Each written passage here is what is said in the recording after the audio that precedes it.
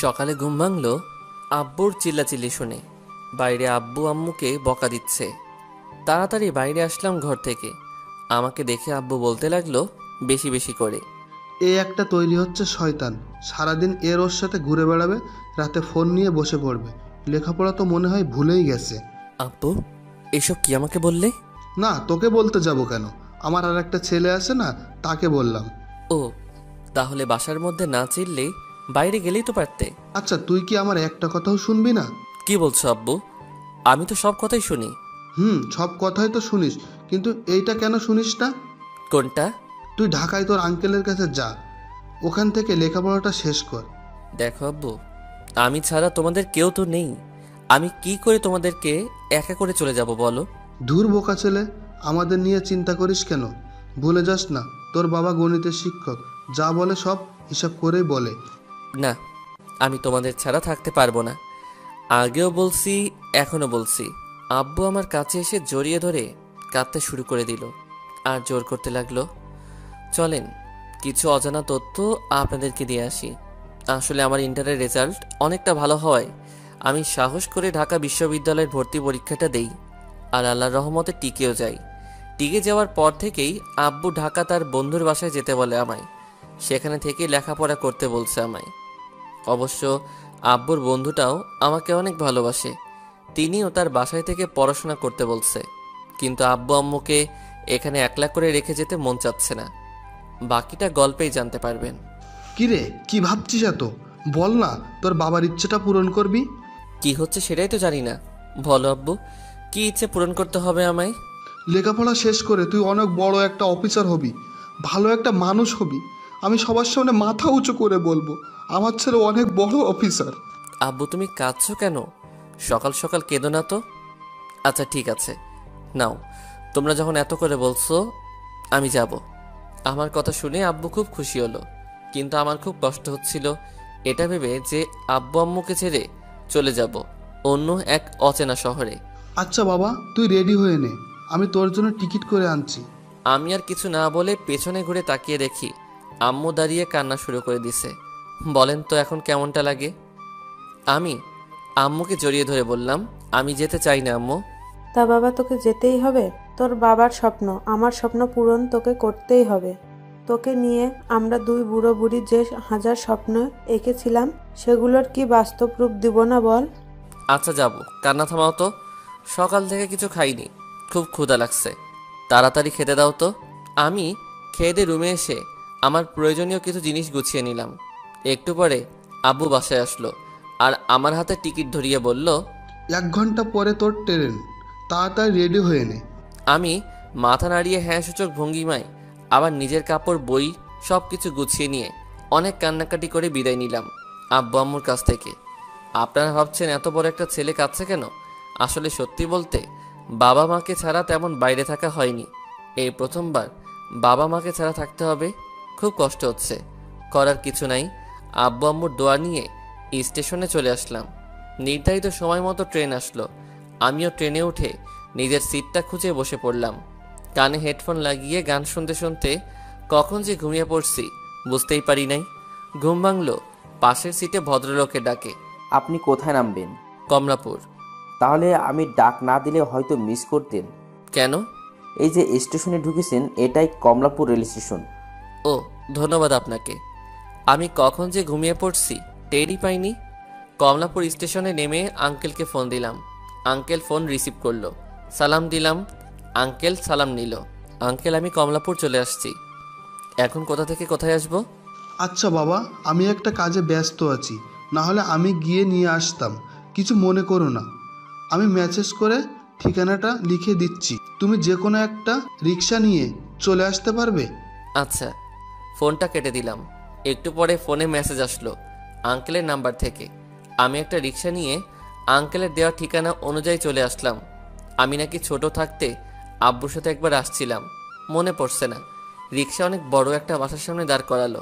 আমি নেমে বাড়ি নাম্বার চেক করলাম। এটাই সে আঙ্কেলের বাসা।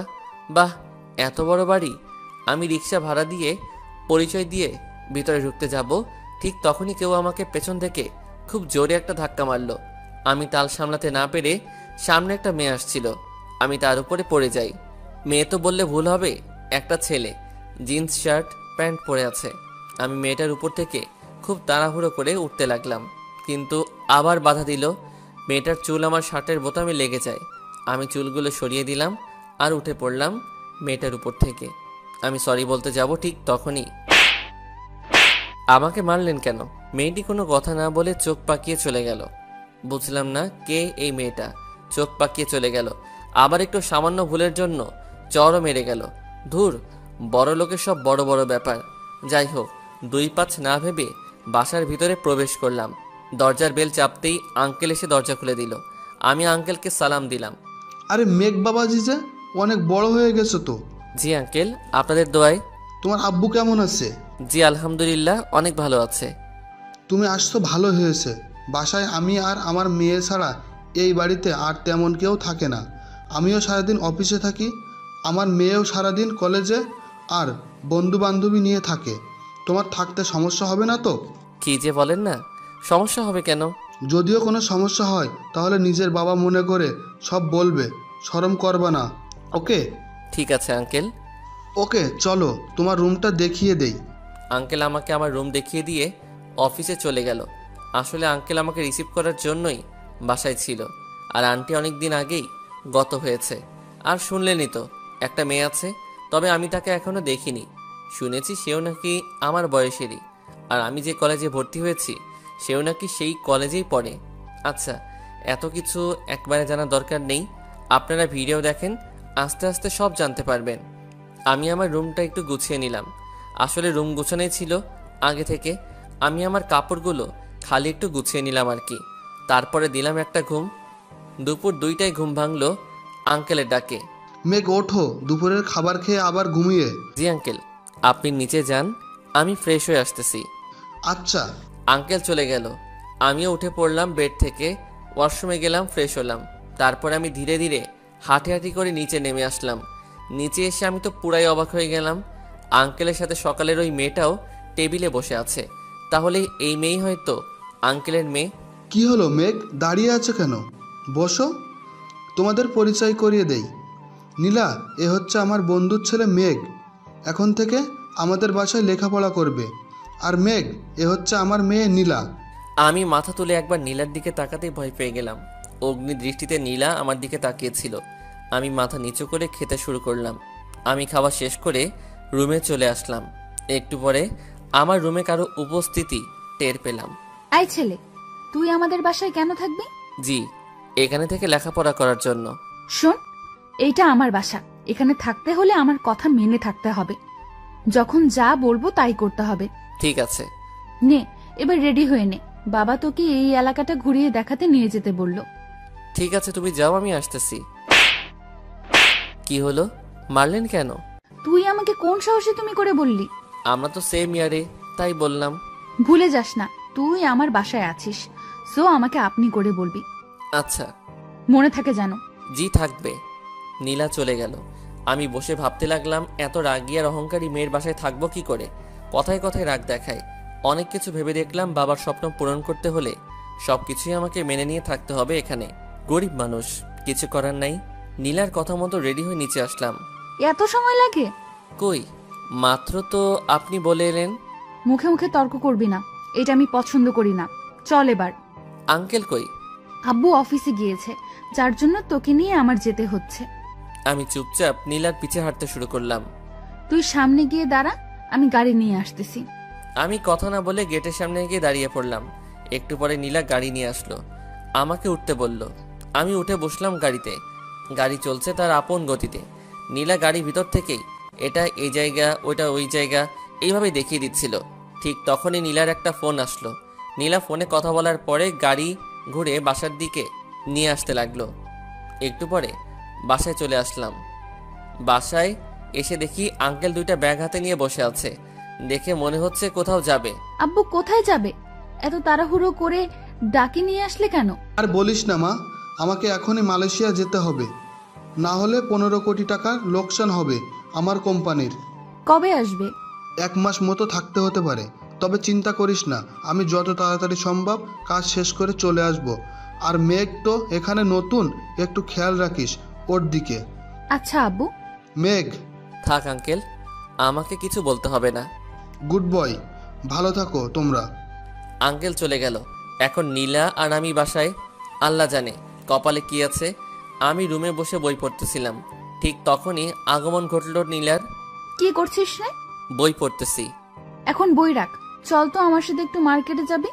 ইচ্ছে ছিল না, তারপরও চুপচাপ বইটা বন্ধ করে নীলার সাথে মার্কেট যাওয়ার জন্য বের হলাম। আচ্ছা, তোর এখানে পড়ার শখ জাগলো কেন গরিব হয়ে? জি, আমি না, আমার আব্বুর আশা পূরণ করার জন্য এখানে আসতে হলো আমার। গরিবের আবার আশা? এই, তুই গাড়ি চালাতে পারিস? জি, আমার এক বন্ধুর বাবার গাড়ি ছিল, ওইটাই একটু চালাতাম। গুড, এখন থেকে আমার গাড়ি চালাবি। আচ্ছা। হুম। নীলা আমাকে গাড়ি চালাতে দিয়ে পেছনের সিটে গিয়ে বসলো। আমি তেমনটা রাস্তা না চেনার জন্য নীলা আমাকে গাইড করতেছিল পেছন থেকেই। সামনের মার্কেটেই গাড়ি দাঁড় করা, সাইড কর। আচ্ছা। এই, তুই গাড়িতেই থাক। আচ্ছা। নীলা মার্কেটের ভিতরে চলে গেল, আর আমি গাড়ির ভিতরে বসে ভাবতে লাগলাম কি দরকার ছিল আমাকে নিয়ে আসার। বড় লোকের সব বড় বড় ব্যাপার। প্রায় 2 ঘন্টা পরে নীলা বের হলো, মাত্র একটা ব্যাগ নিয়ে। নীলা কোনো কথা না বলে গাড়িতে চড়ে বসলো। কোথায় যাব? বাসায় চল। আমি গাড়ি স্টার্ট দিয়ে মিডিয়াম গতিতে গাড়ি চালিয়ে বাসায় নিয়ে আসলাম। বাসায় এসে আমি আমার রুমে চলে আসলাম। একটু রেস্ট নিয়ে ফ্রেশ হয়ে রাতের খাবার খেয়ে বই পড়তে শুরু করলাম। কালকে প্রথম কলেজে যাব ভাবতেই কেমন জানি লাগছে। ভাবি শেষ করে একটু বই পড়ে ঘুমিয়ে পড়লাম। ফজরের ওয়াক্তে উঠে নামাজ আদায় করলাম, তারপরে নিচে নামলাম। কাজের আন্টিটা অনেক সকালেই আসে। নিচে এসে দেখি কাজের আন্টিটা নাস্তা বানাচ্ছিল। আমি ওনার কাজে হেল্প করে নিজের নাস্তাটা বানিয়ে খেয়ে নিলাম। আন্টিটা শুধু নীলার জন্য নাস্তা বানিয়ে টেবিলে রেখে দিয়ে অন্য কাজে মন দিল। আমিও আবার আমার রুমে চলে আসলাম। এসে বই খুলে একটু পড়তে লাগলাম। সকাল 9টা, আমি তখনও বই পড়ছিলাম। তখন নীলা আমার রুমে এসে বলে গেল কলেজে যাবে, তাই রেডি হওয়ার জন্য। 10 মিনিট পরে আমি রেডি হয়ে নিচে এসে বসে রইলাম। বসে থাকার কিছুক্ষণ পরে নীলাও আসলো। রেডি হতে বললাম যে তোকে, রেডি না হয়ে বসে আছিস কেন? আমি তো রেডি হয়ে নিচে এসে বসে রয়েছি। তুই এই ঢোলা শার্ট প্যান্ট পরে কলেজে যাবি? একটু স্মার্ট হতে পারিস না? স্মার্ট হতে তো অনেক টাকা লাগে, কই পাবো আমি এত টাকা? সেটাও তো, তুই তো ফকিন্নি। কিছু বলার মতো শব্দ আর মুখ থেকে বের হচ্ছিল না। কি রে, দাঁড়ায় আছিস কেন? এই নে চাবি, গাড়ি বের কর। আমি নীলার হাত থেকে চুপচাপ চাবিটা নিয়ে গাড়ি বের করলাম। নীলা উঠে বসলো পিছনের সিটে, আমিও গাড়ি স্টার্ট দিলাম। কলেজ রোড তো আমি চিনি না, একটু বলবেন? সামনে গিয়ে বামে গাড়ি ঘুরিয়ে সোজা যাবি, তাহলেই কলেজ দেখতে পারবি। ওকে। নীলার কথা মতো আমি গাড়ি চালিয়ে কলেজে নিয়ে আসলাম। বাহ, অনেক বড় কলেজ তো। আগে তো শুধু অনলাইনে পিক দেখছিলাম কলেজে, তবে পিকের চাইতেও কয়েকগুণ সুন্দর এই কলেজটা। অনেক বড় ক্যাম্পাস, ডিপার্টমেন্টগুলো আলাদা ভাগে বিভক্ত, সব মিলিয়ে ভালোই লাগছে। এই, গাড়ি গেটে দাঁড় করালি কেন? সামনে গিয়ে পার্কিং কর। ও সরি। আমি গাড়ি পার্কিং করে নীলার পিছে হাঁটতে লাগলাম, কেননা নীলাও তো একই ডিপার্টমেন্টের। কি রে, আমার পেছনে আসতেছিস কেন? না মানে আসলে আমি তো কিছুই চিনি না, তাছাড়া আপনিও তো একই গ্রুপেই। তো কি তাই বলে আমার পিছে পিছে আসবি? আসলে হয়েছে, থাম। এই যে আমাদের ডিপার্টমেন্ট, যা এখানে যা। ধন্যবাদ। আমি আমার ডিপার্টমেন্ট চলে আসলাম। কাউকে চিনি না, অনেকেই বসে গল্প করছে, কেউ ফোন টিপছে। আমি চারদিকে একবার চোখ বুলিয়ে পেছনের একটা সিটে গিয়ে বসে পড়লাম। কিছুক্ষণ পরে নীলা ও তার সাথে আরও কয়েকটা ছেলে মেয়ে ক্লাসরুমে ঢুকলো। একটু পরে স্যার আসলো ক্লাস নেওয়ার জন্য। সবার নাম সিরিয়াল করার পরে স্যারের চোখ পড়ল আমার দিকে। এই ছেলে, তুমি কি নতুন? জি। নাম কি তোমার? মেঘ হোসাইন। রেজাল্ট কি ছিল ইন্টারে? জিপিএ 5। বাহ, তাহলে তো ভালোই মনে হচ্ছে। রেগুলার ক্লাস করো, আরও ভালো রেজাল্ট করতে পারবে। জি স্যার, করব। আচ্ছা বসো। ধন্যবাদ। স্যার প্রথম ক্লাস শুরু করে দিলেন। আমি চুপচাপ বসে স্যারের লেকচার শুনছিলাম। স্যার অনেক কিছু বিষয় নিয়ে আলোচনা করলো। ক্লাস শেষ করে স্যার চলে গেল। আমি বসেছিলাম নিজ সিটে। পাশে থাকা একটা ছেলেকে তার নাম জিজ্ঞেস করলাম, তোমার নাম কি? রকি, তোমার? আমার নাম মেঘ। ও। আমি নতুন তো, তাই যদি একটু হেল্প করতেন বন্ধু। বন্ধু বলছো, আবার এইভাবে বলছো কেন? হ্যাঁ, ধন্যবাদ। আচ্ছা চলো বাইরে গিয়ে বসি। চলো। রকির সাথে বাইরে এসে বসে একটু গল্প করে ফ্রি হলাম, মানে বন্ধুত্ব করে নিলাম তার সাথে। একটু পরে নীলা আসলো আমাদের কাছে। কি রে নীলা, তুই এখানে? মেঘকে ডাকতে আসলাম। তুই মেঘকে চিনিস? মেঘ তো আমাদের বাসায় থাকে। আগে কোনোদিন তো এর ব্যাপারে কিছু বলিসনি। আগে আমিও তো জানতাম না, বলবো কি করে? ও, তোর কে হয় মেঘ? আমার আবার কে হতে যাবে? গ্রাম থেকে আসছে, আব্বুর পরিচিত, তাই আমার ড্রাইভার হিসেবে রেখে দিলাম। ও এই মেঘ, গাড়ি নিয়ে আয়, বাসায় যাব। আচ্ছা, আপনি একটু সামনে দাঁড়ান, আমি নিয়ে আসতেছি। ঠিক আছে, তাড়াতাড়ি নিয়ে আসবি। আমি চলে আসলাম গাড়ি নিতে। নীলা আর রকি গল্প করছিল সেখানে বসে। আমি গাড়ি নিয়ে আসতেই নীলা গাড়িতে উঠে বসলো। আমি গাড়ি স্টার্ট করলাম। আয় শোন। জি বলেন। কলেজে বেশি ভাব মারবি না। আমি আবার কই ভাব মারলাম? তুই রকির সাথে বন্ধুত্ব করলি, জানিস রকি কত ধনী? তুই কি ওর বন্ধু হওয়ার যোগ্যতা রাখিস? বন্ধুত্ব করতে যোগ্যতা লাগে না, লাগে ভালো একটা মন। আবার মুখে মুখে তর্ক করছিস? তোকে না বারণ করেছি মুখে মুখে তর্ক করবি না? সরি। চুপচাপ গাড়ি চালা, গরিব গরিবের মতো থাকবি। আমি আর কোনো কথা না বলে চুপচাপ গাড়ি চালিয়ে বাসায় নিয়ে আসলাম। আয় শোন, একটু পরে আমার রুমে আসিস তো। জি আসবো। নীলা গাড়ি থেকে নেমে চলে আসলো। আমি গাড়ি পার্কিং করে আমার রুমে গিয়ে ফ্রেশ হয়ে নীলার রুমে আসলাম। গিয়ে দেখি নীলা ফোন চিপছিল। আমি আসছি। তোর সাহস কি করে হলো আমার অনুমতি না নিয়ে আমার রুমের ভেতরে প্রবেশ করার? সরি, আসলে আপনি আসতে বলেছিলেন আর রুমের দরজাটাও খোলা ছিল, তাই অনুমতি না নিয়ে চলে আসছি। ছোট লোকদের অভ্যাস কোনোদিন পরিবর্তন হয় না, তাই না? কিরে, কথা বলছিস না কেন? আমাকে কি জন্য আসতে বলছেন? এখানে দাঁড়া, আমি আসতেছি। আমি দাঁড়িয়ে ভাবতে লাগলাম, আর কত যে অপমান সহ্য করতে হবে। গরিব হয়ে জন্ম নেওয়াটা কি সত্যিই খারাপ? এই নে জুতোগুলো, একটু পলিশ করে নিয়ে আয় তো। আমি কোনো কথা না বলে জুতোগুলো নিয়ে চলে আসলাম। কিছু তো করার নাই, কপালে হয়তো এগুলোই লেখা ছিল। অনেক হাঁটাহাঁটি করে জুতো ঠিক করার লোককে দেখতে পেলাম। আঙ্কেল, জুতোগুলো একটু পালিশ করে দেন তো। আচ্ছা দাও, আর একটু দাঁড়িয়ে থাকো, হাতের কাজটা শেষ করে পালিশ করে দিচ্ছি। আমি দাঁড়িয়ে আছি, তখনই পেছন থেকে কেউ আমাকে মেঘ বলে ডাক দিল। আমি পেছনে ঘুরে তাকিয়ে দেখি রকি ডাকছে রাস্তার অন্য পাশ থেকে। তাই আমি রকির দিকে এগিয়ে গেলাম। কি বন্ধু, এখানে কেন? নীলার জুতো পালিশ করার জন্য আসছি। তুমি এখানে কি করছো? আমি তো এখানেই থাকি। ও, চলো সামনে কোথাও বসি। জুতো পালিশ করতে দিলাম যে। পালিশ করে রেখে দিবে, সমস্যা নেই, চলো। আচ্ছা চলো। আমি রকির সাথে সামনের একটা স্টলে গিয়ে বসলাম। আচ্ছা মেঘ, তোমার গ্রামের বাড়ি কই? শান্তিনগর। ও আচ্ছা মেঘ, আমরা তো বন্ধুই, সো এখন থেকে তুমি না তুই করে কথা বলবা, ওকে? আচ্ছা, ব্যাপার না। কি খাবি বল? কিছু না, চলো উঠি। তাড়াতাড়ি বাসায় যেতে হবে, তা না হলে নীলা রাগারাগি করবে।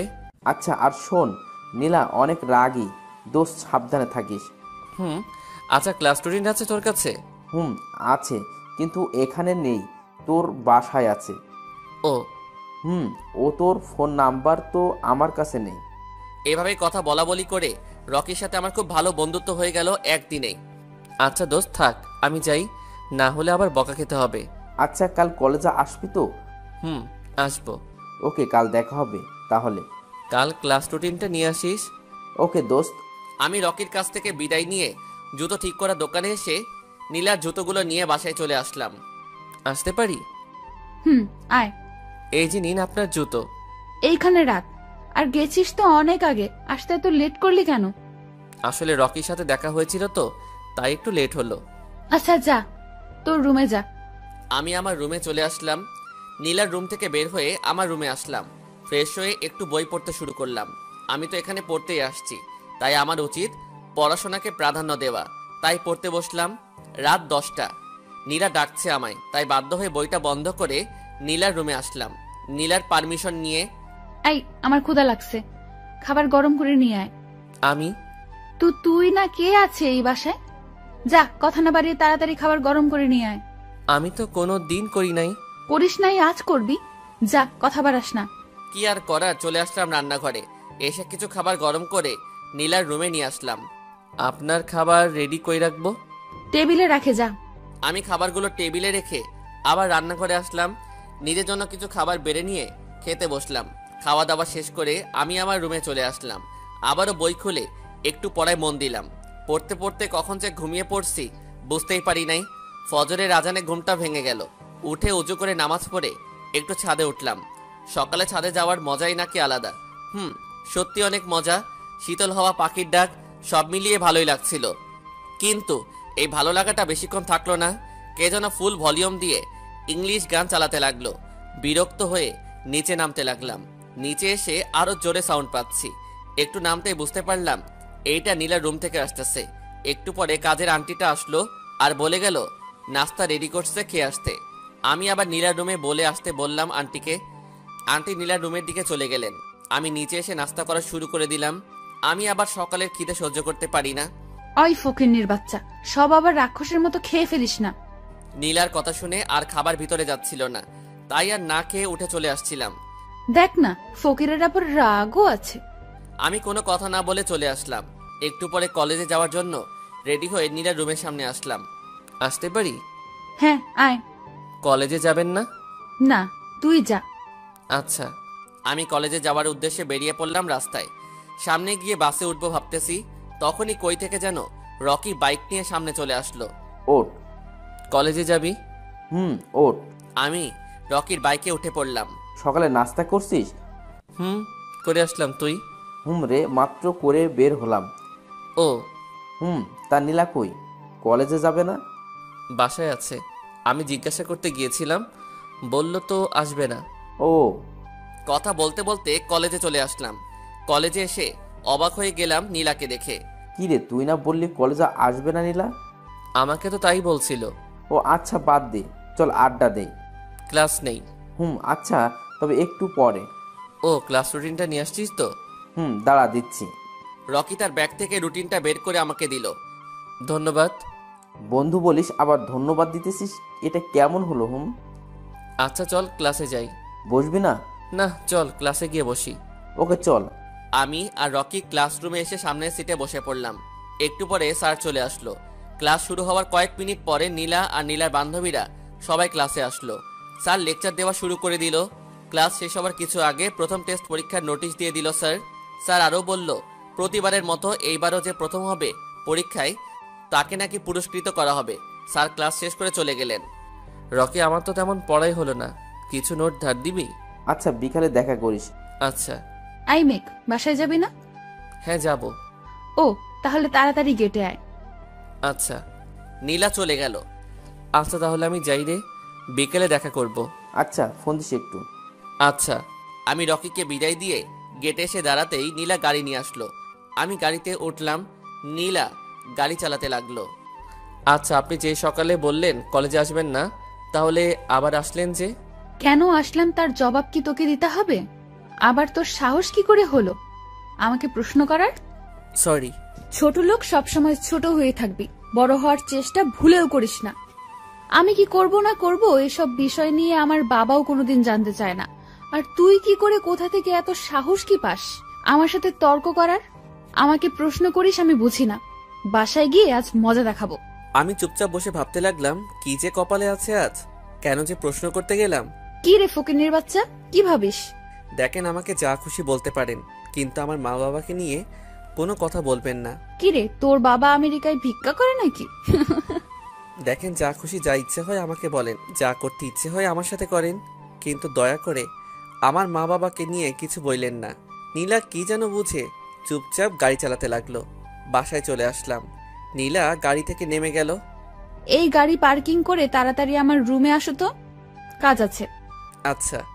নীলা ভিতরে চলে গেল, তাই আমি গাড়িটা পার্কিং করে নীলার রুমের সামনে গিয়ে, আসতে পারি? আই। আমি দাঁড়িয়ে আছি মাথা নিচু করে নীলার সামনে। এই ড্রেসটা নিয়ে যা, আর ভালো করে ধুয়ে আয়রন করে রেডি করে রাখিস তো। বিকেলে আমি একটু বাইরে যাব, তুইও রেডি হয়ে থাকিস। আচ্ছা। আমি ড্রেসটা নিয়ে চলে আসলাম। এসে ড্রেসটা পরিষ্কার করে ছাদে শুকানোর জন্য দিয়ে আসি। আমি গোসল করে দুপুরের খাবার খেয়ে একটু বসে বই পড়তেছিলাম। ঠিক তখনই নীলা চলে আসলো। আমার ড্রেস আয়রন করছিস? শুকানোর জন্য ছাদে দিয়ে আসছি তো। ও আচ্ছা, তাড়াতাড়ি নিয়ে এসে আয়রন করে আমার রুমে নিয়ে আয়। আচ্ছা। নীলা চলে গেল, কি আর করার, চলে গেলাম ছাদে। গিয়ে ড্রেসটা নিয়ে রুমে চলে আসলাম। রুমে এসে ড্রেসটা আয়রন করে নীলার রুমে গেলাম দিতে। আসতে পারি? আয়। আপনার ড্রেস এইখানে রেখে চলে যা, আর তুইও রেডি হয়ে নে। আচ্ছা। আমার রুমে এসে ভাবতে লাগলাম আমি আবার কি রেডি হব? আমি তো একটা ফকিন্নি। না, শার্টটা পরিবর্তন করে নেই। আমি ভালো একটা শার্ট, ভালো বলতে তেমনটা না, 6 মাস আগের কিনে একটা শার্ট পরে নিলাম। আমি রুমে শার্টটা পরে রুমে বসেছিলাম, তখনই নীলার ডাক শুনতে পেলাম, তাই তাড়াতাড়ি নিচে চলে আসলাম। কিরে, তোকে না রেডি হয়ে থাকতে বললাম? আমি তো রেডি হয়ে আছি। ও, ভুলেই তো গেলাম, তুই তো একটা ফকিন্নি। যা, গাড়িটা বের কর। মাথা নিচু করে গাড়িটা বের করতে আসলাম। গাড়িটা বের করে গেটে দাঁড়ায় আছি। নীলা এসে পেছনের সিটে বসে পড়ল। কোথায় যাব? সিটি পার্কে যা। আচ্ছা। গাড়ি চালাতে লাগলাম আর ভাবতে লাগলাম, ব্যাপার কি, আজ আমাকে রেডি করে পার্কে নিয়ে যাচ্ছে। ব্যাপার কি? যা ইচ্ছে তাই করুক। আমি ভাবছি, কেন, বড় লোকের সব বড় বড় ব্যাপার। সিটি পার্কে চলে আসলাম। এই সামনে দাঁড় করা গাড়িটা। আমি গাড়ি দাঁড় করাইলাম। নীলা গাড়ি থেকে নেমে গেল। এই শোন, তুই গাড়ির কাছেই থাক, আমি ভেতরে যাচ্ছি। এসে যেন আবার তোকে এখানেই দেখতে পাই। যদি এখানে দেখতে না পাই তাহলে কিন্তু তোর খবর আছে। আচ্ছা, আমি গাড়িতেই থাকবো। নীলা চলে গেল। আমি গাড়িতে বসে আছি। 10 মিনিট, 20 মিনিট, 40 মিনিট, এভাবে প্রায় 1 ঘন্টা পার হয়ে গেল। নীলার আসার কোনো চিহ্ন গন্ধ পাচ্ছি না। আমি গাড়ি থেকে বের হলাম, চারদিকে একটু চোখ বুলাইতে লাগলাম, কিন্তু কাউকে দেখছি না। আমি গাড়ির সামনেই একটু হাঁটতে লাগলাম। হেঁটে হেঁটে একটু দূরেই চলে আসলাম। হঠাৎ করে কে যেন হেল্প হেল্প বলে চিল্লাতে লাগলো। আমি শব্দটা অনুসরণ করে এগিয়ে যেতে লাগলাম। একটু এগোতেই আবার হেল্প হেল্প বলে চিল্লাতে লাগলো। চিল্লানির আওয়াজটা ঠিক নীলার কণ্ঠের মতো লাগছিল, তাই আর দেরি না করে দৌড়ে এগিয়ে যেতে লাগলাম। দৌড়াতে দৌড়াতে পার্কের শেষ প্রান্তে একটা নির্জন জায়গায় চলে আসলাম। আর কোনো শব্দ পাচ্ছি না, তাই ভাবতে লাগলাম কোন দিক থেকে শব্দটা আসতেছিল, আর এখন আমি কোন দিকে খুঁজবো। এই দিকটা তো বেশি নির্জন, এদিকে তো কেউ আসে না মনে হয় এই দিক থেকে আওয়াজটা আসতেছিল। আবার সামনের দিকে দৌড়ে যেতেই, চোখ দুটো সামনে যেতেই আমি ঠাই হয়ে দাঁড়িয়ে পড়লাম। দাঁড়াবো না কেন? 3টা ছেলে নীলাকে নিয়ে জবরদস্তি করতেছিল। একজন নীলার মুখ চেপে ধরে আছে, আর একজন হাত পাগুলো বাঁধতেছিল। কি করব? আমি তো একা, ওরা 3 জন। কি করব কিছুই বুঝতেছি না। কাউকে দেখতেও পাচ্ছি না যে কাউকে ডাক দিব। না, আর ভাবা যাবে না। আঙ্কেল যাওয়ার আগে তো আমাকে বলে গিয়েছে নীলাকে যেন দেখে রাখি। আমার জীবনের বিনিময় হলেও নীলাকে ঠিক রাখতে হবে। তাই পাশ থেকে একটা লাঠি নিয়ে তাদের সামনে যেতেই তারা নীলাকে ছেড়ে দিল, আর নীলা ছাড়া পেতেই আমার পিছে এসে দাঁড়ালো। তাদের 3 জনের মধ্যে একটা ছেলে বলতে লাগলো, কিরে, এই মালটাই তোর নতুন বয়ফ্রেন্ড নাকি, যার জন্য আমাকে আদর দিচ্ছিস না? মুখ সামলে কথা বল। আসলে আমি জানতাম না তুই এতটা খারাপ। তোকে ভালো ভেবে তোকে অনেক ভালোবেসে ফেলেছিলাম, আর তুই আমাকে ভোগের পণ্য হিসেবে ব্যবহার করতে চেয়েছিলি। ছি ছি, ভাবতেও ঘৃণা লাগে। তোর মতো নরপশুকে আমি ভালোবাসি। কে রে তুই? নীলার সামনে থেকে সরে যা, না হলে তোকে মেরে এখানে মাটি চাপা দিয়ে দেবো। আমার দেহে প্রাণ থাকাকালীন তোরা কেউ নীলার গায়ে হাত দিতে পারবি না। তাই নাকি? এই ধর তো শালারে। তারা 3 জন খুব রেগে আমার দিকে আসতে লাগলো। আমিও তাদের কাছে গেলাম। হয়ে গেল এক ঢিসুম ঢিসুম। আমার হাতে লাঠি আর তাদের একজনের হাতে ছুরি ছিল। আমি লাঠিটা দিয়ে সবাইকে মারতেছিলাম। ঠিক তখনই পিছন থেকে তাদের মধ্যে একজন হাতে থাকা ছুরিটা আমার দিকে ছুঁড়ে মারল। ভাগ্যক্রমে আমিও পিছনে ঘুরি আর দেখতে পাই ছুরিটা আমার দিকে আসছে। আমি সাহস করে এক হাত সামনে দিয়ে ছুরিটা ধরে নিলাম। ছুরিটা ধরায় আমার বাম হাতটা অনেকটা কেটে গিয়েছে। ছেলেগুলো আমার সাথে যখন আর পেরে উঠতে পারলো না, তখন তারা চলে গেল। আমি লাঠি আর ছুরিটা ফেলে দিয়ে নীলার সামনে গেলাম। চলেন বাসায় যাই। তোমার হাত তো অনেকটা কেটে গেছে, দাও বেঁধে দেই। আপনি আমার হাত ধরেছেন কেন? ফকিরের রক্ত লেগে যাবে তো আপনার হাতে। নীলা আর কিছু বলতে পারল না, শুধু এক দৃষ্টিতে আমার দিকে তাকিয়েছিল। আমার হাতটাও অনেক যন্ত্রণা করছিল, তাই আমি নীলার সামনে থেকে গাড়ির দিকে আসতে লাগলাম। তখনই পেছন থেকে কে যেন ডাক দিল, এই তুমি মেঘনা? কিন্তু আপনি কে? আপনাকে ঠিক চিনলাম না তো। আমি তোমার সাথেই পড়ি, সেম ইয়ার। আমি রিয়া। এই তোমার হাত থেকে এত রক্ত ঝরছে কেন? সামান্য একটু কেটে গিয়েছে তো, তাই আর কি। কই দেখি দেখি, এত বড় হাত কাটলো কি করে? আর তোমার সারা শরীরে এত দাগ কেন? সামনের ঝোপে পা পিছলে পড়ে গিয়েছে তো, তাই। রিয়া তার ব্যাগ থেকে একটা টিস্যু বের করে রক্তগুলো মুছে দিল। আমার অইচ্ছাতেই জোর করে তার নতুন ওড়না ছিঁড়ে আমার হাতটা বেঁধে দিল। এটা কি করলেন? আমার জন্য আপনি আপনার দামি ওড়নাটা ছিঁড়ে ফেললেন কেন? আমার কাছে অন্য চাইতে বন্ধুত্বটা অনেক দামি, বুঝলে? বুঝলাম, কিন্তু আমরা তো বন্ধু না। কে বলছে? আমরা এখন থেকেই বন্ধু। ওকে। মেঘ, তোমার ফোন নাম্বারটা দাও তো। মেঘের ফোন নাম্বার নিয়ে তুই কি করবি? আরে নীলা, তুই এখানে কখন আসলি? অনেক আগেই আসছি। আই মেঘ, চলো। আমার খুব খারাপ লাগছে, বাসায় চলো। আরে নীলা, তুই মেঘকে চিনিস? চিনবো না কেন, ও তো আমার বাসায়ই থাকে। ও, তাহলে তো ভালোই হলো। কি ভালো হলো? কথা কানে যায় না, বললাম না বাসায় যাব। জি চলেন। আমি আর নীলা সেখান থেকে চলে আসলাম। রিয়া কিছু বলতে চাইলো, কিন্তু আমি ইশারায় না করে দিলাম, মানে কথা বলতে বারণ করলাম। আমি গাড়িতে উঠতে যাব, তখনই ওইদিকে গিয়ে বস। কেন? কেন আবার? তোর হাত কেটে গিয়েছে, চালাতে পারবি না গাড়ি। না, আমি চালাতে পারবো। আর তাছাড়া গরিবদের এর চাইতেও অনেক বেশি কষ্ট সহ্য করতে হয়। এত বেশি কথা বলিস কেন? তোকে ওই পাশে বসতে বলছি, চুপ করে বসে পড় ওই পাশে। আমি আর কথা না বলে চুপচাপ গাড়িতে উঠে বসে পড়লাম। নীলা গাড়ি চালাচ্ছে, আমি পাশে বসে আছি। তুই রিয়াকে কবে থেকে চিনিস? আজকে এই প্রথম কথা হলো আমাদের। বাহ, ভালো তো। একটা অচেনা মেয়ে তোর হাত বেঁধে দিতে পারলো, আর আমি পারলাম না। আমি আর কিছু বললাম না, চুপ করে বসে আছি। আমি সামনের দিকে তাকাতেই দেখলাম গাড়ি বাসার দিকে না, অন্য কোথাও নিয়ে যাচ্ছে। আপনি মনে হয় রাস্তা ভুল করছেন। না, আমি সঠিক রাস্তায় যাচ্ছি। এই রাস্তা দিয়ে তো বাসায় যাওয়া যাবে না। জানি। কই যাচ্ছেন তাহলে এইদিকে? হসপিটালে। আপনি কি কোথাও ব্যথা পেয়েছেন? না, আমি আমার জন্য না, তোর জন্য যাচ্ছি। ধন্যবাদ, যাওয়া লাগবে না, আমি এমনি থেকে ঠিক হয়ে যাব। গাড়ি বাসার দিকে ঘোরান। আমি তর্ক করা পছন্দ করি না। আমার ইচ্ছা না থাকা সত্ত্বেও চুপচাপ নীলার সাথে ডাক্তার আঙ্কেলের কাছে গেলাম। আরে ভাই, কি আর বলবো, সেই লেভেলের একটা সুন্দর নার্স আমার হাতটা ধরে আমার কাটা জায়গায় রক্ত গুলান স্যাভলন দিয়ে পরিষ্কার করে ড্রেসিং করে দিল। তারপর সেই পালা, যেইটা আমি ছোট থেকে ভয় পাই, সেটা আর কিছু না পাঠক বন্ধুরা, সেটা হলো ইনজেকশন। আহা, সে কি করুণ অবস্থা! কি হচ্ছে কি এসব মেঘ? চুপ করে বসো, এত নড়ানড়ি করো কেন? আমার অনেক ভয় করে ইনজেকশন নিতে।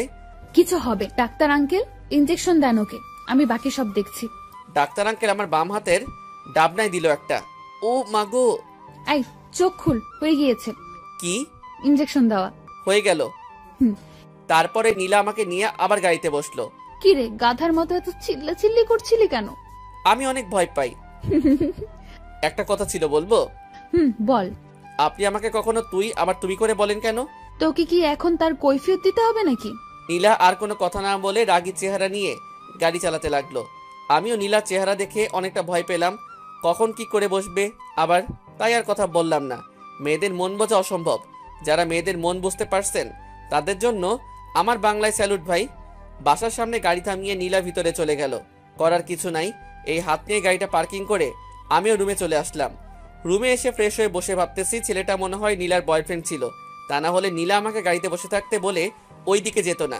সময় মতো যদি না যাইতাম তাহলে আজ কি যে হতো। মেঘ, জি, আপনি আমার রুমে কখন আসলেন? তোকে বলতে হবে নাকি? এটাই আমার বাসা, যখন যেখানে খুশি আমি যেতে আসতে পারি, বুঝলি? কি বললাম আর কি শুনিয়ে দিল? এর নামই বুঝি বড় লোক। কিছু বললি না তো। আর কয়েকদিন পরে তো পরীক্ষা শুরু, তাই তুই যদি চাস আমার নোটগুলো কয়েকদিনের জন্য নিতে পারিস। ধন্যবাদ, আপনার নোট লাগবে না, রকির থেকে নিয়ে নিব। আচ্ছা, তোর হাতের অবস্থা কেমন? আমি আমার হাতটা সামনে বাড়িয়ে দিলাম। হাত বাড়াস কেন? আপনি না জানতে চাইলেন তাই হাত বাড়িয়ে দিলাম, দেখে বুঝে নেন কেমন অবস্থা। তোর সাহস কিন্তু দিন দিন বেড়ে যাচ্ছে, ভুলে যাস না আমি কে। নীলা রাগী একটা লুক দেখিয়ে চলে গেল। শালা কপালটাই খারাপ, একে তো গরিব দুয়েতে পড়ছি, এক অহংকারী মেয়ের হাতে সারাদিনটা এভাবে শুয়ে থেকে পার করে দিলাম। পরের দিন সকালে প্রতিদিনের মতো নাস্তা করে নীলার কাছে গেলাম। আসতে পারি? আয়।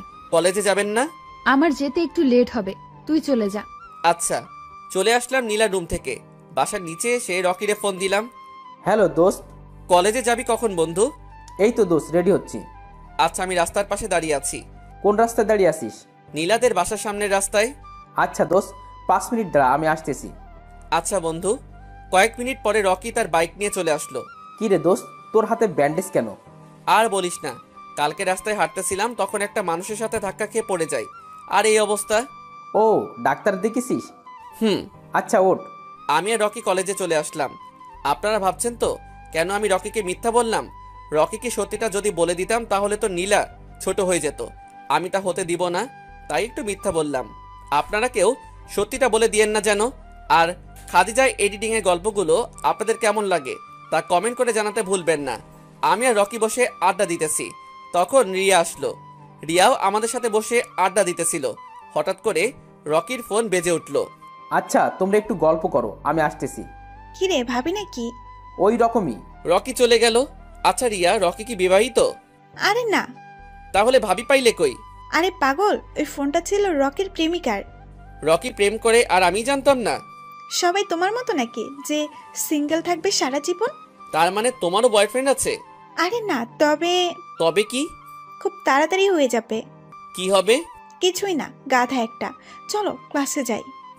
তাই চলো। আমি আর রিয়া ক্লাসে চলে আসলাম। ক্লাসে এসে দেখলাম নীলাও চলে আসছে। আমি নীলার সামনে দিয়ে যেতেই নীলা আমাকে থামতে বলল। জি বলেন। কই ছিলি এতক্ষণ? বাইরে। বাইরে কি করছিলিস? বসে একটু গল্প করছিলাম রকি আর রিয়ার সাথে। কলেজে কি গল্প করার জন্য আসছিস? আয় নীলা, কি শুরু করলি? আই তুই চুপ থাক। আচ্ছা নীলা, তোর সমস্যা কি? মিকের সাথে এমন করছিস কেন সব সময়? আমি করছি মেঘের সাথে, তোর কি সমস্যা হচ্ছে? তুই এত চেতস কেন? মেঘ, তুমি চুপ থাকো তো, আমাকে কথা বলতে দাও। আমি সেই দিনও দেখলাম নীলা তোমার সাথে খারাপ ব্যবহার করছে। আমি যদি খারাপ ব্যবহার করেও থাকি তাহলে তা মেঘের সাথেই তো করেছি। তুই কেন এত জ্বলছিস? বুঝলাম না, কি হয় মেঘ তোর? মেঘ আমার ভালো বন্ধু। আচ্ছা রিয়া, তুমি সত্যি আমার বন্ধু হয়ে থাকো। প্লিজ এখান থেকে চলে যাও, প্লিজ প্লিজ। চলে যেতে বলছিস কেন? তোর জন্যই তো এসব শুরু হয়েছে। আমি তার জন্য দুঃখিত। রিয়া আর কোনো কথা না বলে চলে গেল। আজ বাসায় গিয়ে তোর ব্যবস্থা করব। আর কোনো কথা না বলে চুপচাপ বসে পড়লাম পিছনের একটা সিটে। যদি আমি কথা বলতাম তাহলে হয়তো আমাকেই আরো অপমান সহ্য করতে হতো, তাই চুপচাপ বসে পড়লাম। একটু পরে স্যার আসলো, ক্লাস নিয়ে চলেও গেল। আর 2 দিন পর থেকে পরীক্ষা শুরু হবে আমাদের, তাই আর ক্লাস হবে এই 2 দিন। এমনিতেও তেমন ক্লাস হয় না। যাই হোক, ক্লাস শেষ করে ক্যাম্পাসে একলা বসে আছি। কই থেকে যেন রিয়া আবার হাজির হলো। মেঘ, বলো। নীলা তোমার কে হয়? আমার কেউ না, তবে আমি তাদের বাসায় থাকি। কেউ হয় না? তাহলে কেন থাকছো ওর বাসায়? আমি আব্বুকে বলছি কাল থেকে আমাদের বাসায় থাকবে তুমি। আরে না, আসলে নীলার আব্বু আমার আব্বুর বন্ধু, তাই আব্বু আমাকে তাদের বাসায় থাকতে বলছে। আর আমার পক্ষে সম্ভব না ওই বাসা ছাড়া, যতই কষ্ট হোক না কেন আমাকে ওইখানেই থাকতে হবে। আমি আঙ্কেলের সাথে কথা বলি। না, আব্বু রাজি হবে না কিছুতেই। এসব কথা বাদ দাও তো। নীলা তোমাকে অনেক কষ্ট দেয়, তাই না? আরে না, বাদ দাও তো। রকির আগমন ঘটলো। কিরে, ক্লাসে যাসনি তোরা? গিয়েছিলাম তো। তাহলে এখানে কেন? ক্লাস শেষ। এত তাড়াতাড়ি? কয়দিন পর পরীক্ষা শুরু হবে, তাই তেমন সময় দেয়নি স্যার। বসবি না বাসায় যাবি? চল বাসায় যাই, অনেক ক্লান্ত লাগছে। তা তো লাগবেই। গার্লফ্রেন্ডের সাথে ছিলিস এতক্ষণ, কত যে ঝড় গেছে তোর উপর দিয়ে। মজা নিচ্ছিস? তুই দিলে আমি নিব না, তা কি হয়? এই তোরা আবার কি শুরু করলি? কি দোস্ত, তোর মন খারাপ কেন? আর বলিস না রকি, নীলা যা শুরু করেছে মেঘের সাথে। আসলে এই নীলাটা একটু বেশি বেশি করে ফেলে তোর সাথে। রকি চল বাসায় যাই। আর একটু বসো। না, পরীক্ষার দিন আবার দেখা হবে ইনশাআল্লাহ। আচ্ছা তাহলে আমিও বাসায় যাই রে। আচ্ছা ভাই।